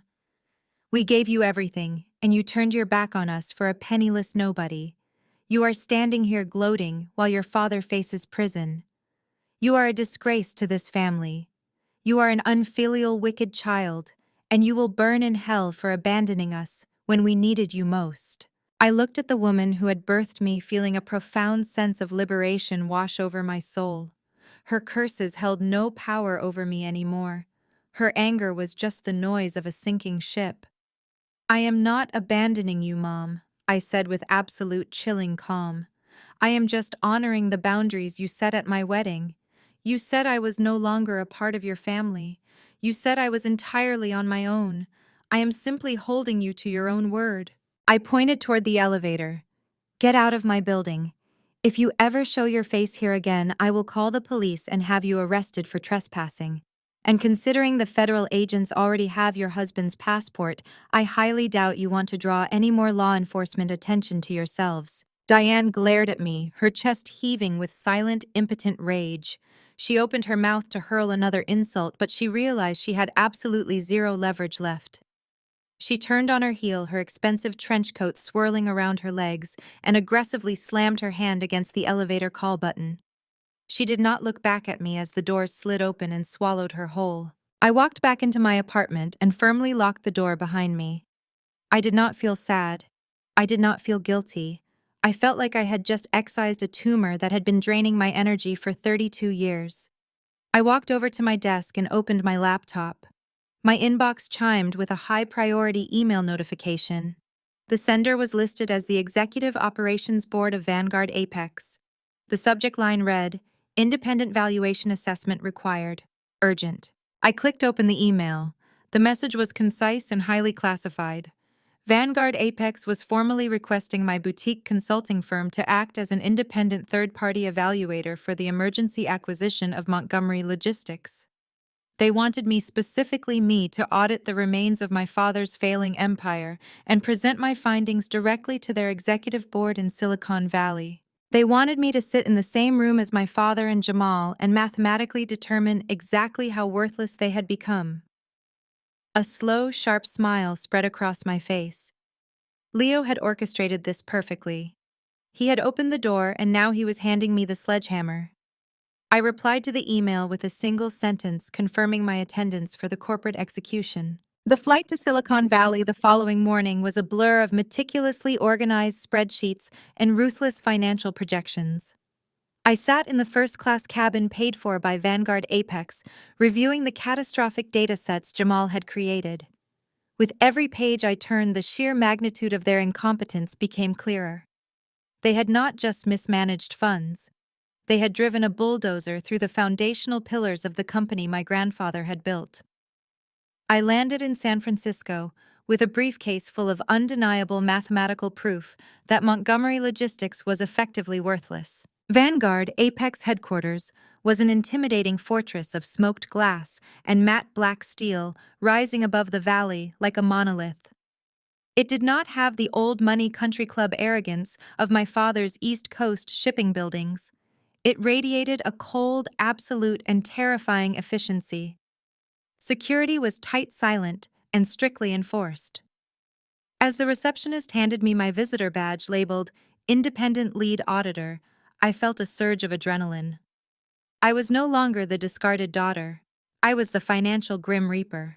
A silent executive assistant escorted me onto a private elevator, swiping a keycard that granted us access to the 50th floor. The doors slid open to reveal a massive high-tech boardroom enclosed entirely in soundproof glass. Through the transparent walls, I could already see them. Richard Montgomery and Jamal Washington were sitting at the far end of the sprawling mahogany conference table. They looked pathetic. My father, who usually dominated any room with his booming voice and aggressive posture, was hunched over a stack of documents, rubbing his temples. His custom suit looked slightly rumpled, and his skin had a gray, sickly pallor. Jamal was nervously bouncing his leg, tapping his expensive gold pen against the table, his eyes darting toward the door every few seconds. They were completely stripped of their power, waiting like prisoners for the executioner to arrive. I took a deep breath, adjusted the collar of my pristine white blazer, and pushed the heavy glass doors open. The sound of my heels clicking against the polished hardwood floor made them both jump. Jamal was the first to look up. His eyes widened in absolute shock, his pen freezing mid-tap. He blinked rapidly, clearly struggling to comprehend why the sister-in-law he had just thrown out of her office was walking into the most highly classified, desperate meeting of his life. My father's head snapped up a second later. His jaw actually dropped. The exhaustion on his face was instantly replaced by a deep, pulsing crimson flush of anger. He slammed his hands flat on the table, half rising from his leather chair. "Olivia," my father hissed, keeping his voice in a harsh whisper as he frantically glanced around the empty boardroom, assuming Vanguard Apex executives were watching.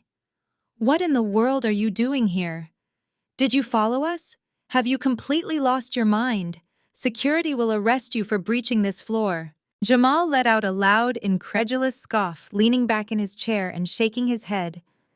"I cannot believe you flew all the way to California just to beg for your job back, Olivia. You are desperate.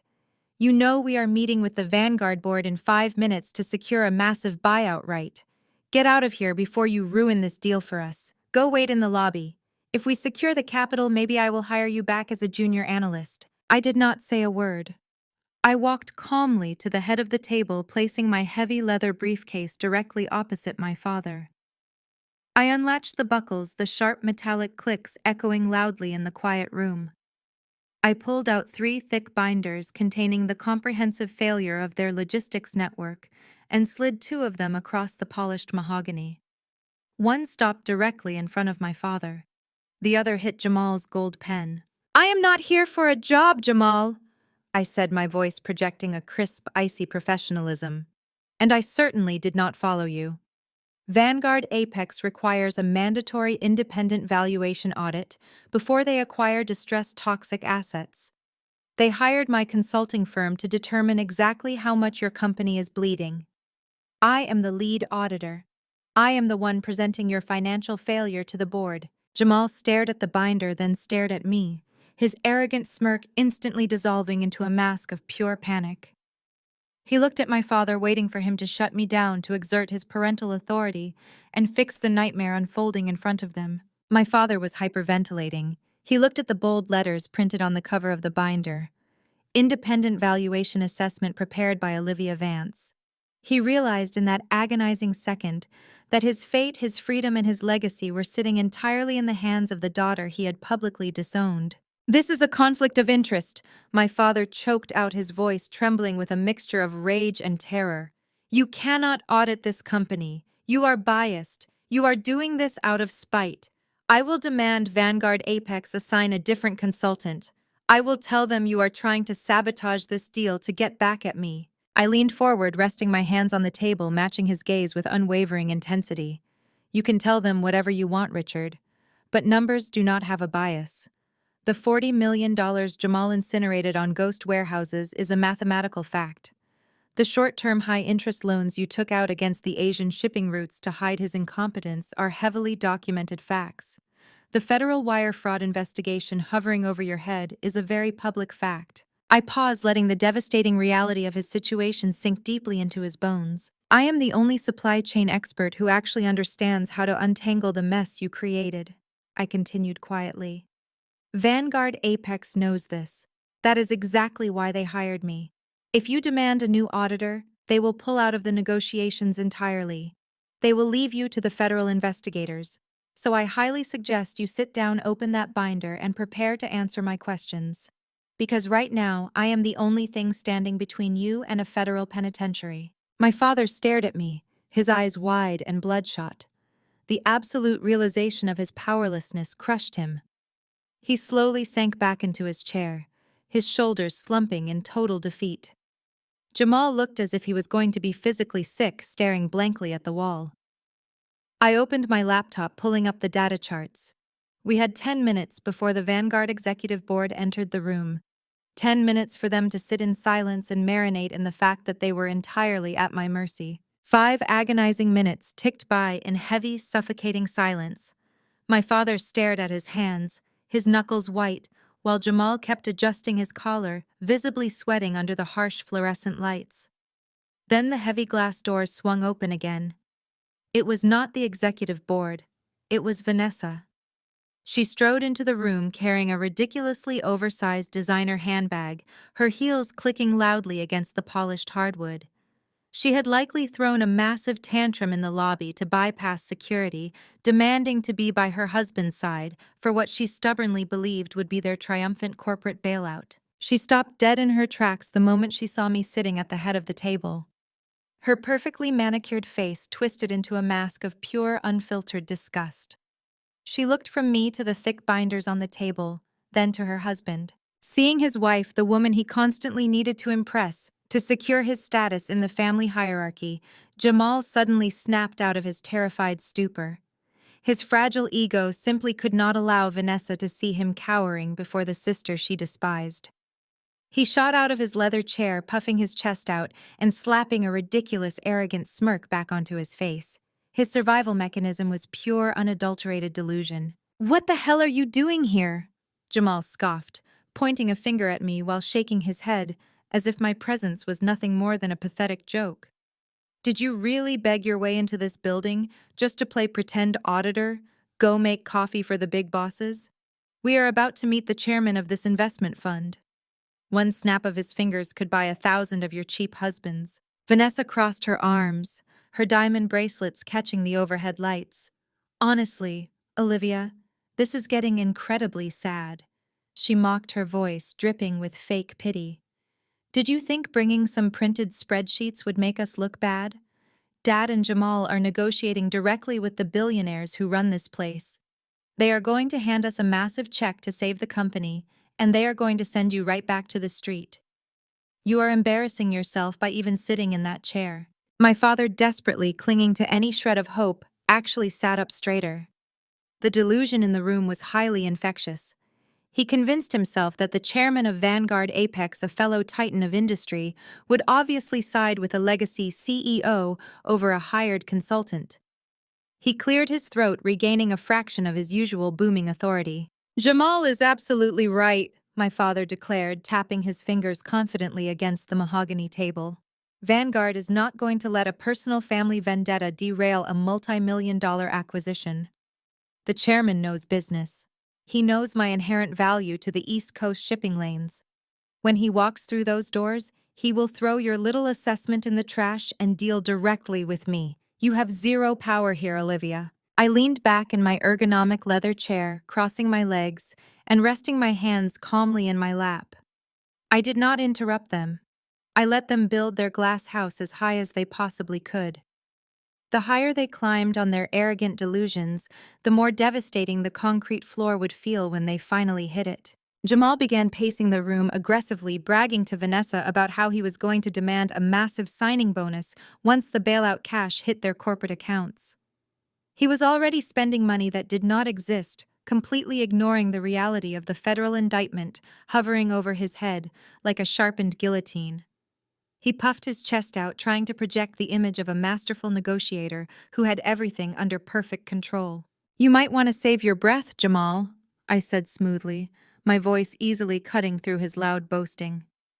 The chairman of Vanguard Apex is a man who values absolute mathematical precision and despises corporate waste. He does not write blank checks to arrogant men who burn $40 million on contaminated dirt lots.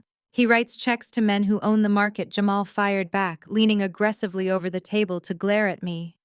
"And we own the logistics network. You are just a bitter, unemployed ex-director trying to ruin our victory lap. When the chairman gets here, I am personally going to ask him to have security escort you out of the building. We do not need a cheap consultant muddying the waters with fake math and personal grudges." Vanessa laughed out loud, pulling out her smartphone as if she were about to take a photo of my supposed humiliation. "I truly cannot wait to see the look on your face when they hand Dad the contract," she sneered. "Maybe Leo can come pick you up in his little toy car after you get fired for a second time. I hear the gas mileage on those beaters is great for people living in poverty." I offered them a slow, razor-sharp smile. The absolute lack of fear in my expression made my father flinch, his brief surge of false confidence wavering once again. He looked at the heavy glass doors, then back to me, a sudden flicker of uncertainty crossing his pale face. He knew me well enough to realize I never made a threat I could not back up with devastating force. He knew I would not fly across the country and sit at this table unless I held a royal flush. "You are all incredibly eager to meet the chairman," I said quietly, checking my watch with deliberate slowness. "Which is very convenient, because he is scheduled to walk through those doors in exactly 60 seconds. I highly suggest you all take your seats and brace yourselves. It is going to be a very memorable meeting."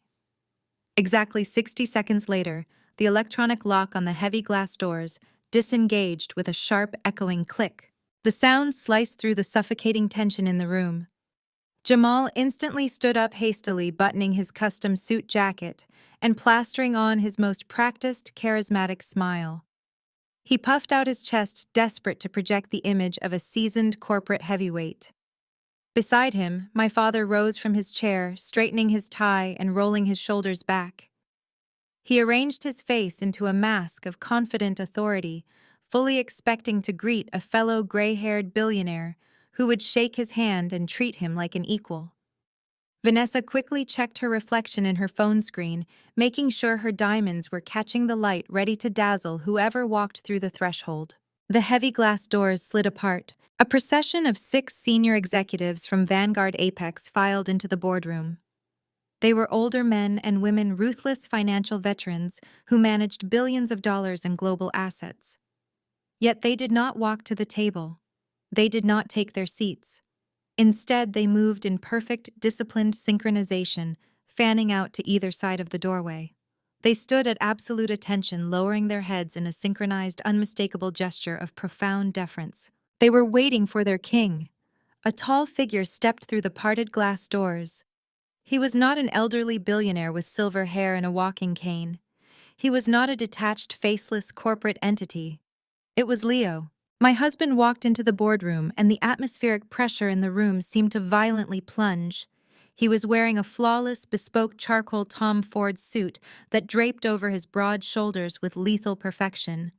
A crisp white shirt contrasted against a dark silk tie, and a rare understated Patek Philippe watch rested quietly on his wrist.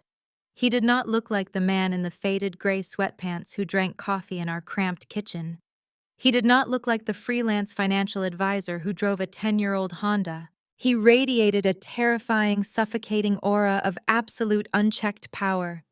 Every step he took against the polished hardwood floor echoed with the weight of a man who owned not just the building, but the entire skyline. I watched the exact moment reality shattered for the Montgomery family. Jamal's charismatic smile slid off his face like melting wax. The breath hitched in his throat, producing a pathetic, strangled, gasping sound. His knees visibly buckled, causing him to grip the edge of the mahogany table just to keep himself standing. He stared at the man he had thrown $100 check at, the man he had called a penniless nobody just weeks prior, and his mind entirely short-circuited. The arrogant swagger completely evaporated, leaving behind a hollow, terrified shell of a man who suddenly realized he was standing on the train tracks with a freight train bearing down on him. My father's reaction was even more catastrophic. Richard Montgomery stopped breathing.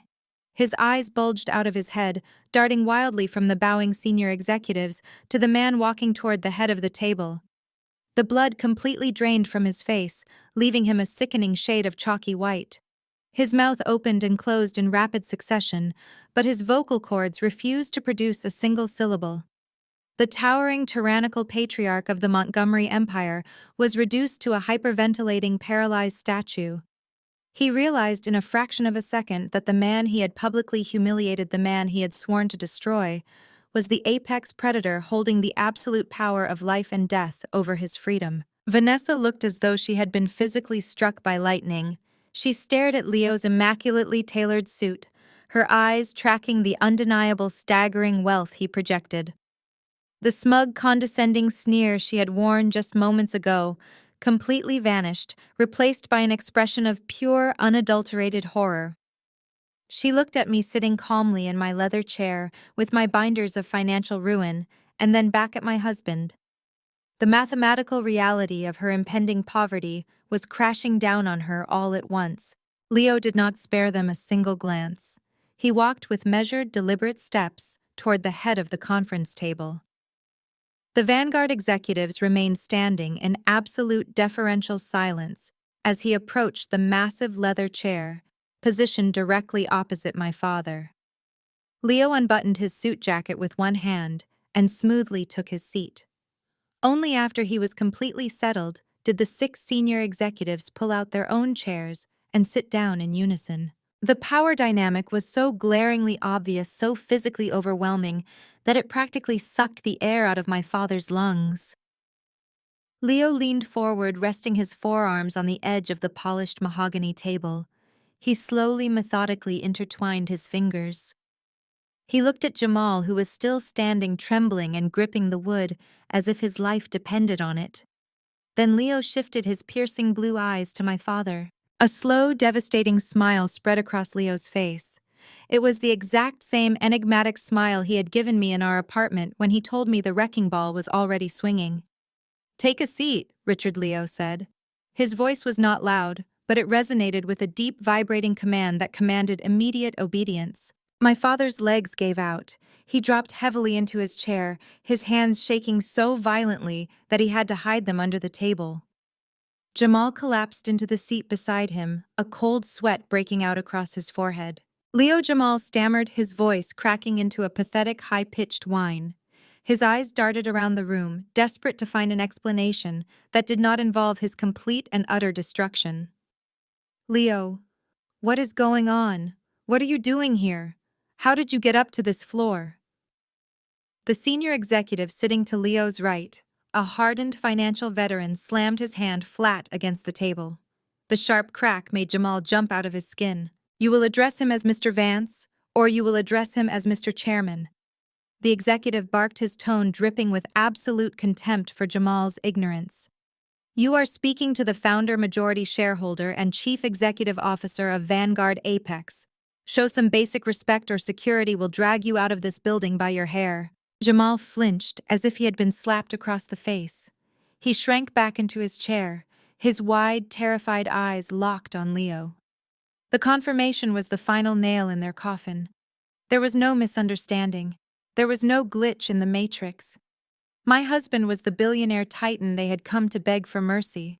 I sat quietly to Leo's left, watching the poetic justice unfold with a profound sense of satisfaction. I thought back to my wedding day, to the moment my father proudly announced he was stripping me of my inheritance.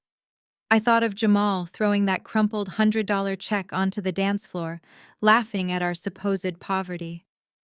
They had been so arrogantly blind, so obsessed with their own artificial status, that they had utterly failed to recognize true power standing right in front of them. Leo kept his hands intertwined, his gaze fixed on my father.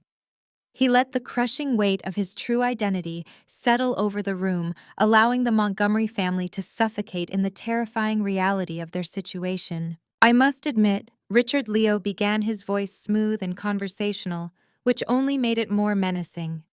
When you stood at my wedding and declared that you were cutting your daughter off from your vast, untouchable empire, I was genuinely curious to see what kind of fortress you had built. I assumed a man who spoke with such towering arrogance must sit on a throne of solid gold. My father swallowed hard. A bead of sweat rolled down the side of his pale face.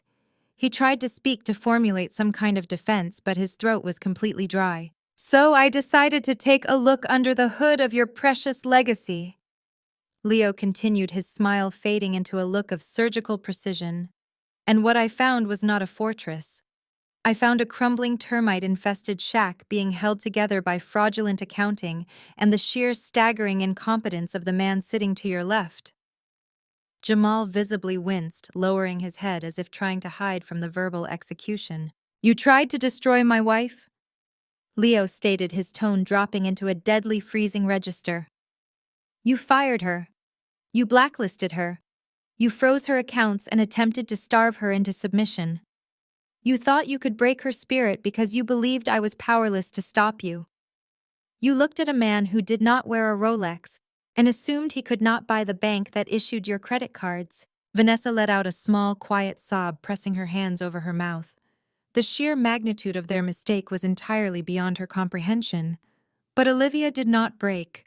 Leo set his eyes, softening for a fraction of a second, as he glanced at me before snapping back to my father with renewed ferocity. She built a new career from scratch, while you blindly handed the keys of your company to a fraud who set $40 million on fire in less than 2 months. My father finally found a sliver of his voice. He gripped the edge of the table, his knuckles turning white. Leo, my father choked out, his voice hoarse and desperate. Please, we can fix this. I did not know who you were. If I had known, I never would have. You would not have treated me like garbage if you knew I was a billionaire. Leo interrupted, his voice cracking like a whip. That is exactly the problem, Richard. Your respect is entirely conditional on a bank balance. You do not value loyalty, intellect, or family. You value leverage. And unfortunately for you, you have absolutely zero leverage left in this room. Leo reached across the table and picked up the thick binder I had placed there earlier. He flipped it open, scanning the first page of my devastating financial audit.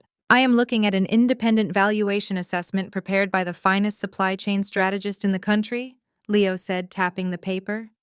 According to this audit, Montgomery Logistics is drowning in toxic debt. You are facing imminent foreclosure on your distribution hubs, and the Securities and Exchange Commission is currently drafting your federal indictment for wire fraud. Leo closed the binder and tossed it back onto the table. The heavy thud echoed like a gavel striking a sound block. You came here today, expecting to beg Vanguard Apex for a multi-million-dollar lifeline. Leo stated, his blue eyes locking onto my father's terrified face. But I am not here to throw you a life jacket, Richard. I am here to hand you an anchor. Leo reached into the inner pocket of his bespoke suit jacket. He did not pull out a lengthy, complex legal contract. He did not pull out a term sheet bound in leather. He slowly withdrew a single crisp $1 bill. He placed it flat on the mahogany table and slid it precisely across the polished surface. It glided to a smooth stop right in front of my father's trembling hands. "Hello, Mr. Montgomery," Leo said, his voice echoing with absolute terrifying calm. "Allow me to formally reintroduce myself.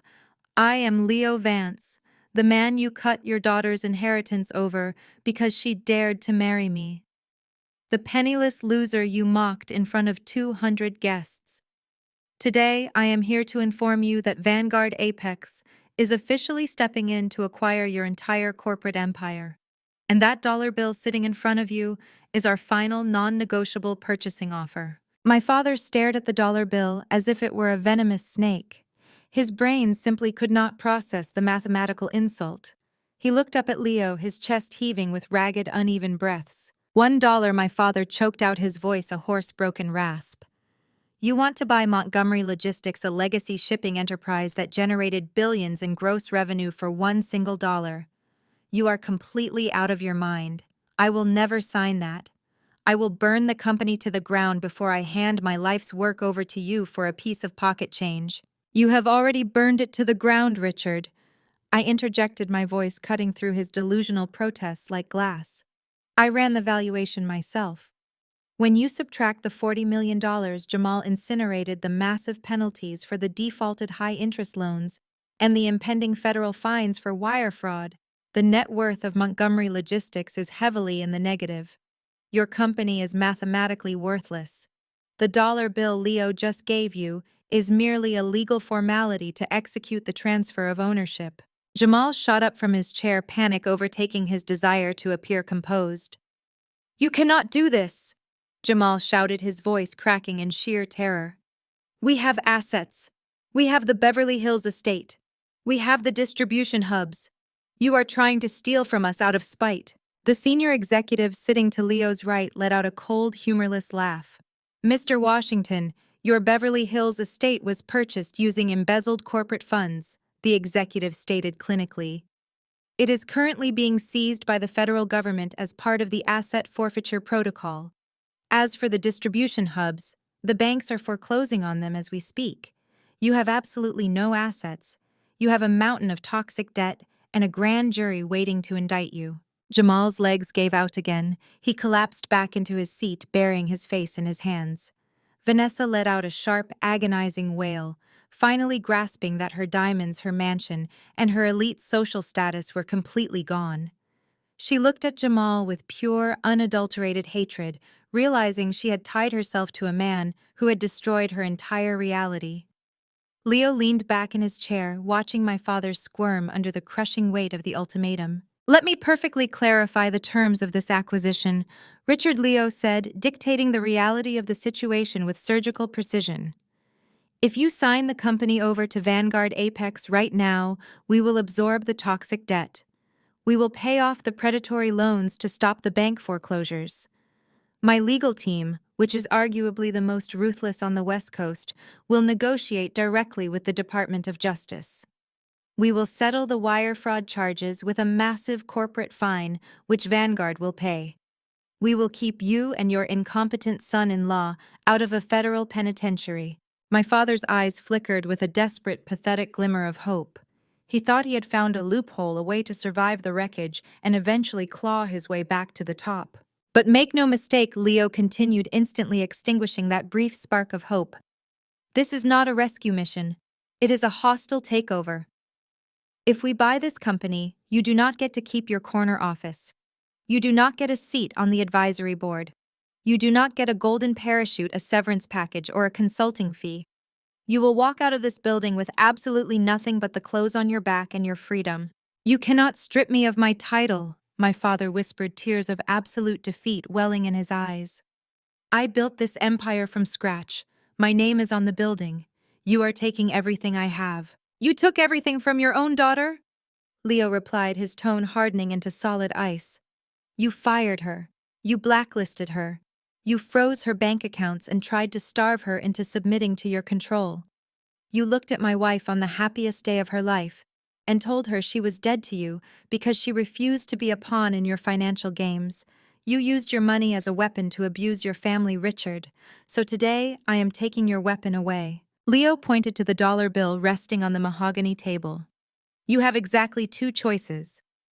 Leo demanded the absolute finality in his voice, leaving no room for negotiation. You can take that dollar sign, the transfer documents, and walk away a free, penniless man. Or you can refuse my offer, walk out those doors, and wait for the FBI to arrest you and Jamal for corporate fraud by the end of the week. Choose very carefully, Richard. The clock is ticking. The silence in the boardroom was absolute. The air was so thick with tension it felt suffocating. My father looked at Jamal, who was actively sobbing into his hands, completely broken by the reality of federal prison. He looked at Vanessa, who was staring at the floor in a catatonic state of shock. Finally, he looked at me. There was no love in his eyes. There was no realization of his failures as a father. There was only the hollow, vacant stare of a tyrant who had just been violently overthrown by his own hubris. With shaking, trembling hands, my father reached across the table. He picked up the single-dollar bill. He crushed the crisp paper in his fist, his shoulders completely slumping forward as the last remaining shred of his ego shattered into a million pieces. He had surrendered. "Bring me the paperwork," my father choked out, his voice barely audible over the hum of the air conditioning. I opened my briefcase and pulled out the massive stack of acquisition contracts my legal team had drafted. I slid a heavy, gold-plated pen across the table. It was the exact same pen my father had given me when I first became director of strategy. I had kept it as a reminder of my worth. Now it would be the instrument of his total corporate demise. "Sign on the dotted lines, Dad," I said coldly, "and do not skip any pages. We would hate for a technicality to send you to federal prison." The only sound in the sprawling glass boardroom was the sharp, jagged scratching of the gold-plated pen moving across the thick contract paper.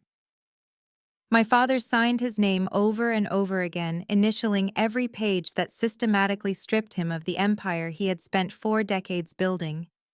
His hand shook so violently that his signature barely resembled the bold, confident scrawl that used to authorize international shipping fleets. I sat perfectly still, watching the ink dry on the death warrant of Montgomery Logistics.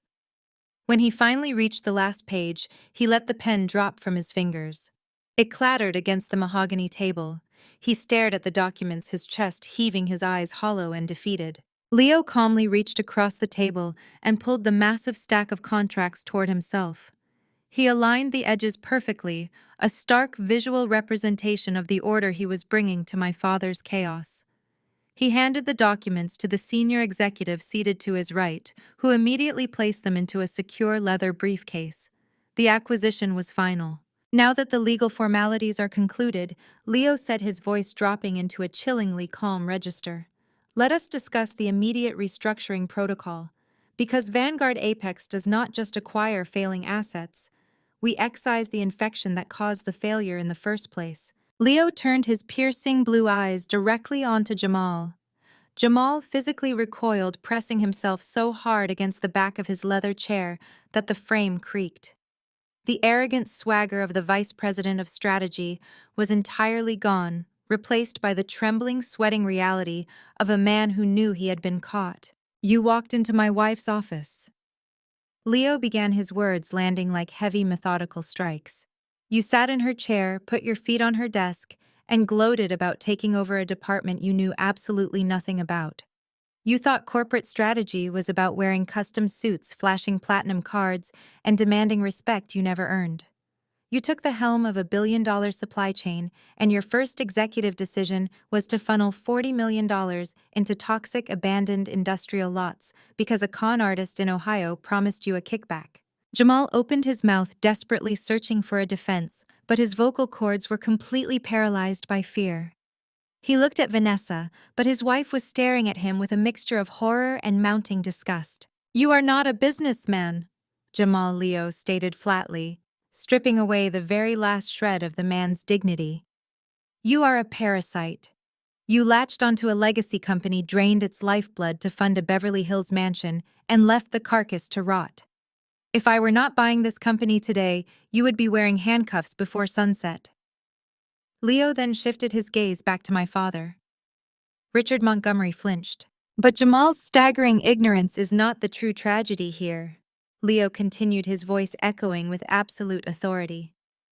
The true tragedy is you, Richard. You built a logistics empire from the ground up. You knew exactly how to read a balance sheet. You saw the massive gaping hole Jamal blew into your treasury within weeks of it happening. You saw the catastrophic data. And instead of doing the right thing, instead of holding him accountable, you chose to protect your fragile ego. My father looked down at his hands, entirely unable to meet the gaze of the billionaire who had just bought his soul for a $1 bill. You knew your daughter Olivia was the only person capable of fixing the supply chain, Leo said, his tone turning fiercely protective as he gestured toward me. But you could not stand the fact that she refused to bow to you. You could not stomach the reality that she possessed more integrity and business acumen than you and your son-in-law combined. So you chose to destroy her. You blacklisted your own flesh and blood, dragged your company to the brink of federal indictment, and risked the livelihoods of thousands of your employees, all to protect the illusion that you were always right. The silence in the boardroom was absolute. The Vanguard executives watched my father with undisguised professional contempt. Therefore, Leo declared, leaning forward and resting his elbows on the polished table. The restructuring of this company begins right now. Section 4, Paragraph A of the acquisition agreement you just signed dictates the immediate termination of the current executive board. Effective this very second. Richard Montgomery, you are officially fired. My father let out a ragged, shallow gasp, grasping his chest as if he had been shot. Jamal Washington, you are also fired. Leo commanded, not missing a single beat. In fact, any individual bearing the Montgomery name or married into it is permanently terminated from this enterprise. You are fired for cause. That means there will be no severance packages. There will be no unvested stock options. There will be no corporate buyouts, no healthcare extensions, and no consulting retainers. You are leaving this company exactly the way you forced my wife to leave it. Completely empty-handed. You cannot do that! Vanessa shrieked, her voice shattering the quiet professionalism of the room. She jumped up from her chair, her diamond jewelry rattling. We are family. My husband is a vice president. My father is the founder. You cannot just strip us of everything and throw us out on the street. We own shares. You own shares, I corrected her, my voice slicing through her hysterical outburst. Read the contract your father just signed, Vanessa. The shares were transferred to Vanguard Apex to clear the toxic debt Jamal accumulated. You own absolutely nothing. Leo stood up from his chair. His towering presence immediately silenced Vanessa, forcing her to shrink back down into her seat. He looked down at the men sitting across from him with cold, clinical finality. Security will not be escorting you back to your offices, Leo informed them, delivering the ultimate corporate humiliation. You will not be allowed to pack your own bags. You will not be allowed to download your contact lists or delete your personal emails. A designated team is currently clearing out your desks. Whatever personal items you left in the building will be thrown into cheap cardboard boxes and shipped to whatever addresses you can still afford to live at. My father's shoulders shook. The man who had terrorized the East Coast shipping industry for 40 years was crying silent, bitter tears of total defeat. Hand over your corporate keycards, your company phones, and the keys to your company-leased vehicles, Leo demanded, extending his hand across the table. Your access to this building and to the entire logistics network you once controlled is permanently revoked. You are officially trespassing. This was the exact poetic justice I had visualized when I stood shivering on the sidewalk outside Montgomery Logistics just weeks ago. They had thrown me out like garbage, assuming I would starve. Now they were being surgically removed from their own empire, stripped of their power, their wealth and their dignity, with absolutely nowhere left to hide. My father's shaking hands slowly reached into the inner pockets of his ruined suit. He pulled out the sleek black corporate keycard that had been his identity for 4 decades. He dropped it onto the mahogany table. It landed with a hollow plastic clatter. Moving with the stiff, agonizing mechanics of a broken man, he unclipped the key fob to his company-issued Bentley and placed it next to the card. He reached into his other pocket, retrieved his encrypted corporate smartphone, and added it to the growing pile of confiscated power. Jamal, completely paralyzed by the looming threat of federal prison, mechanically mirrored my father's actions. He surrendered his own keys and phone, his hands trembling so violently that he nearly dropped the items onto the floor. Suddenly, a commotion erupted outside the soundproof glass walls of the boardroom. The heavy doors were pushed open and two Vanguard Apex security guards stepped inside, holding my mother by her arms. Diane Montgomery was hyperventilating, her designer makeup running down her face in dark, jagged streaks. Leo had apparently instructed security to allow her up to the 50th floor so the entire Montgomery family could face their corporate execution together. My mother had clearly just received the frantic automated alerts from her private bankers. The absolute destruction of her social and financial standing had finally reached her phone. She broke free from the guards and stumbled into the boardroom, her eyes darting wildly across the room until they landed on the defeated postures of her husband and son-in-law. Before my mother could even speak, Vanessa launched herself at Jamal. She grabbed the lapels of his suit, her acrylic nails digging desperately into the expensive fabric. "What does he mean we own nothing?" Vanessa screamed, her voice cracking in pure, unadulterated panic. "Jamal, tell him he is lying. Tell him the Beverly Hills house is ours. We closed on it. My name is on the deed. Tell him they cannot take our home." Jamal could not even look at his wife. He stared blankly at the polished hardwood floor, his breathing shallow and rapid. Leo adjusted his cuffs, his voice easily cutting through Vanessa's rising hysteria. "Your name is on a fraudulent document, Vanessa. The $4 million Jamal used to purchase that estate did not come from his personal savings or a legitimate bank loan. He wired the funds directly from the Montgomery Logistics corporate treasury, masking it as a capital expenditure for a new high-tech distribution hub. That is the exact legal definition of corporate embezzlement." Vanessa gasped, taking a stumbling step backward, as if she had been physically struck. She looked at Jamal with a mixture of horror and mounting disgust, realizing she was married to a destitute criminal who had built their luxurious life entirely on stolen money. "That estate is not your home," Leo clarified, delivering the crushing, inescapable blow. "It is the scene of a federal crime. As of this morning, the Department of Justice has seized the property under the Asset Forfeiture Protocol. Your designer furniture, your infinity pool, your custom wine cellar, all of it currently belongs to the federal government. The FBI agents are likely changing the locks on your front doors right now. You cannot even go back to pack your clothes." Jamal finally broke. He dropped to his knees right there on the floor, burying his face in his hands, letting out a loud, pathetic sob. He was a terrified, hollow shell of a man facing years in a federal penitentiary. My mother, witnessing the complete and total annihilation of her golden child and the absolute ruin of her husband, turned her frantic, bloodshot eyes toward me. The haughty country club matriarch, who had spent my entire life telling me I was worthless, was completely gone. The arrogant woman who had shown up at my apartment to demand my money had evaporated. She fell to her knees beside Jamal, dragging herself across the floor toward my chair. She reached out with trembling, manicured hands and grabbed my wrist. Her grip was desperate, her fingernails digging into my skin. "Olivia, please," my mother wailed, tears pouring down her cheeks and dripping onto the sleeves of my pristine white blazer. "You cannot let him do this to us. We are your family. We are your blood. You came from me, Olivia. You cannot just stand by and watch your father go to prison. You cannot leave your sister out on the street. I know we made mistakes. I know we were harsh, but we are blood. Please, I am begging you, tell your husband to stop this. Tell him to give us our lives back." I looked down at the woman kneeling on the floor, clinging to my arm like a drowning sailor begging for a lifeboat. I felt the collective gaze of the Vanguard executives watching me, waiting to see if the emotional manipulation of a crying mother would break my professional resolve. I felt absolutely nothing. There was no lingering affection. There was no dutiful guilt.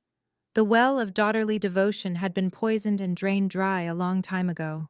I smoothly but forcefully pulled my wrist out of my mother's grasp. I brushed my sleeve where her hands had been visibly removing the stain of her desperation. I stood up from my leather chair, towering over the people who had spent 32 years trying to keep me small and compliant. I looked down at my father, who was staring at the floor in silent, permanent defeat. I looked at Jamal and Vanessa, whose fraudulent lives had been completely erased. Finally, I looked directly into my mother's pleading, terrified eyes. "Blood does not make you family, Mom," I said, my voice echoing with an icy, unshakable calm. "Blood just makes you a relative. Family is about loyalty. Family is about protecting each other. You did not care about my blood when you tried to starve me into submission. You did not care about my blood when you laughed while my father publicly stripped me of my dignity.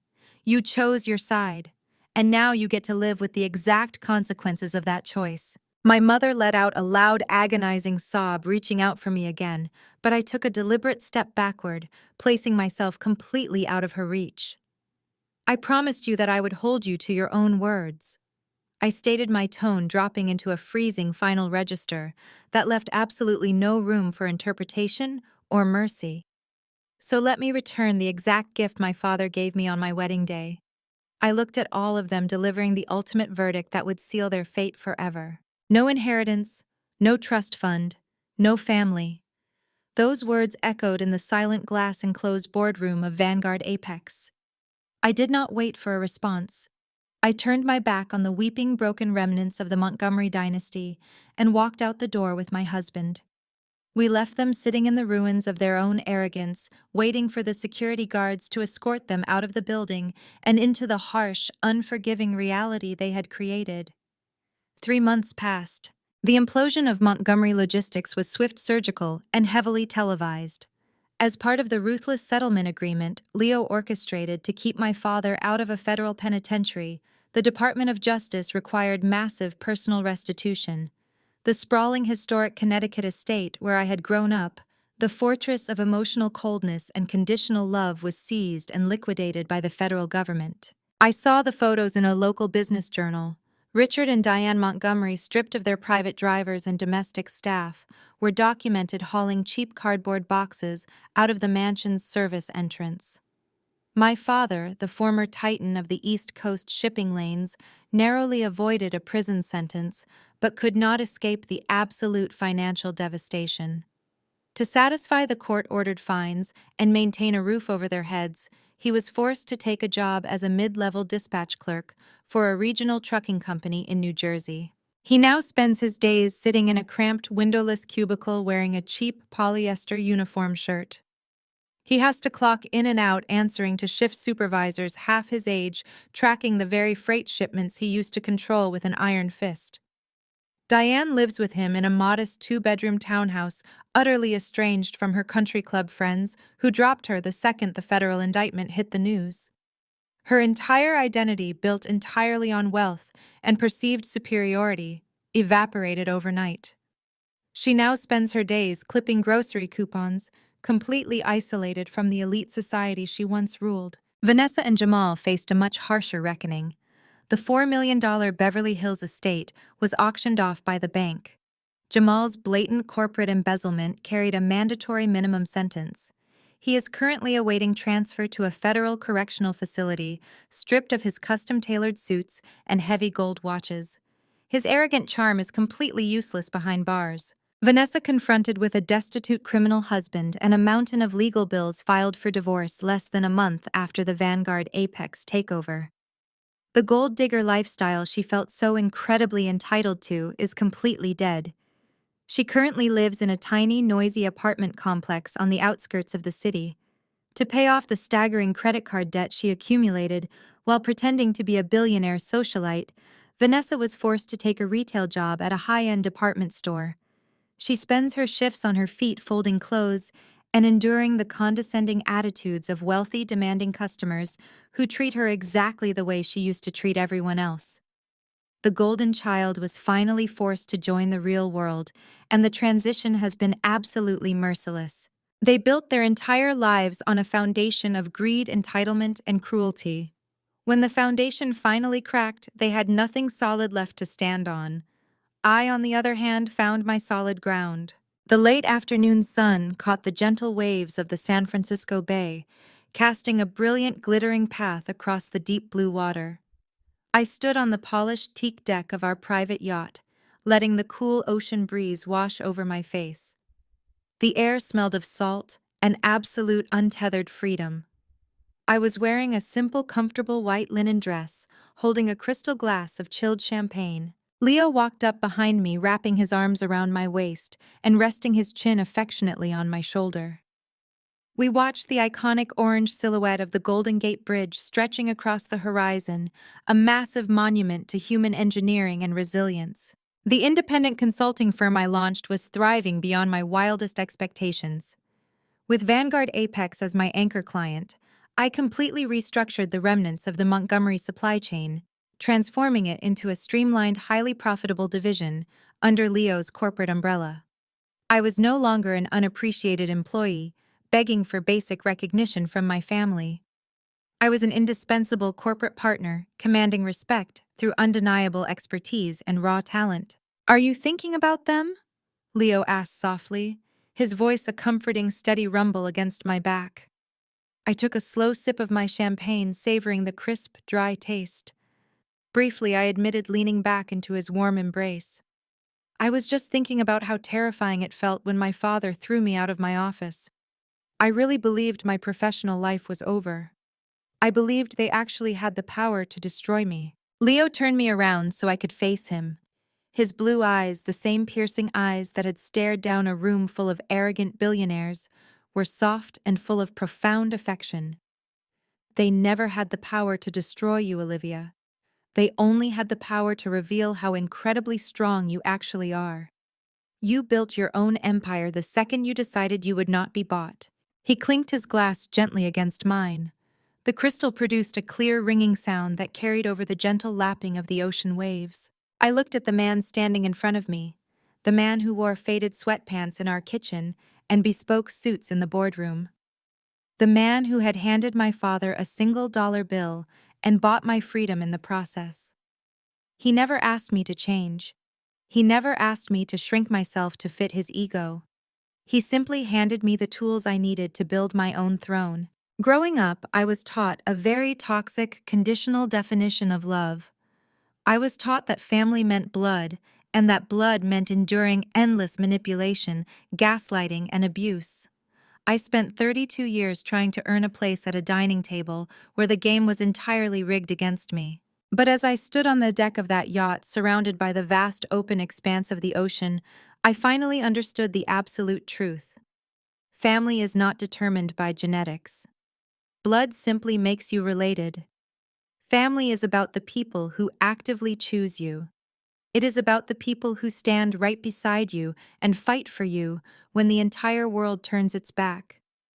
Family is the person who holds your hand in the dark, who protects your peace, and who empowers you to fight back against the monsters in your life, even when those monsters share your last name. I raised my glass to the horizon, to the brilliant sunset, and to the beautiful unwritten future stretching out before us. "To us," I whispered, smiling up at my husband. "To us," Leo replied, kissing me deeply. I turned my gaze back to the open water, taking a deep, cleansing breath. The toxic Montgomery legacy was dead and buried forever, but my real life was just beginning. I had lost an abusive family, but I had gained the entire world. And for the first time in my life, I was exactly where I was meant to be. The story of Olivia's triumph over her manipulative family serves as a powerful reminder of a profound universal truth. Blood simply makes you related. But loyalty, respect, and unconditional support are what truly define a family. For too long, society has pushed the harmful narrative that we must endure emotional abuse, gaslighting, or control simply because it comes from the people who raised us. Olivia's journey highlights how toxic family members often weaponize their status using money guilt and the concept of legacy to keep their children compliant. Her parents did not see her as a daughter to be cherished. They viewed her strictly as a corporate asset to be traded for business leverage. When she bravely refused to conform to their demands, they tried to financially and emotionally starve her into submission. This exposes a harsh, uncomfortable reality. Sometimes the very people who are supposed to protect you are the ones you need the most protection from. The ultimate lesson here is the deeply empowering realization that your inherent worth is never dictated by your family's inability to recognize it.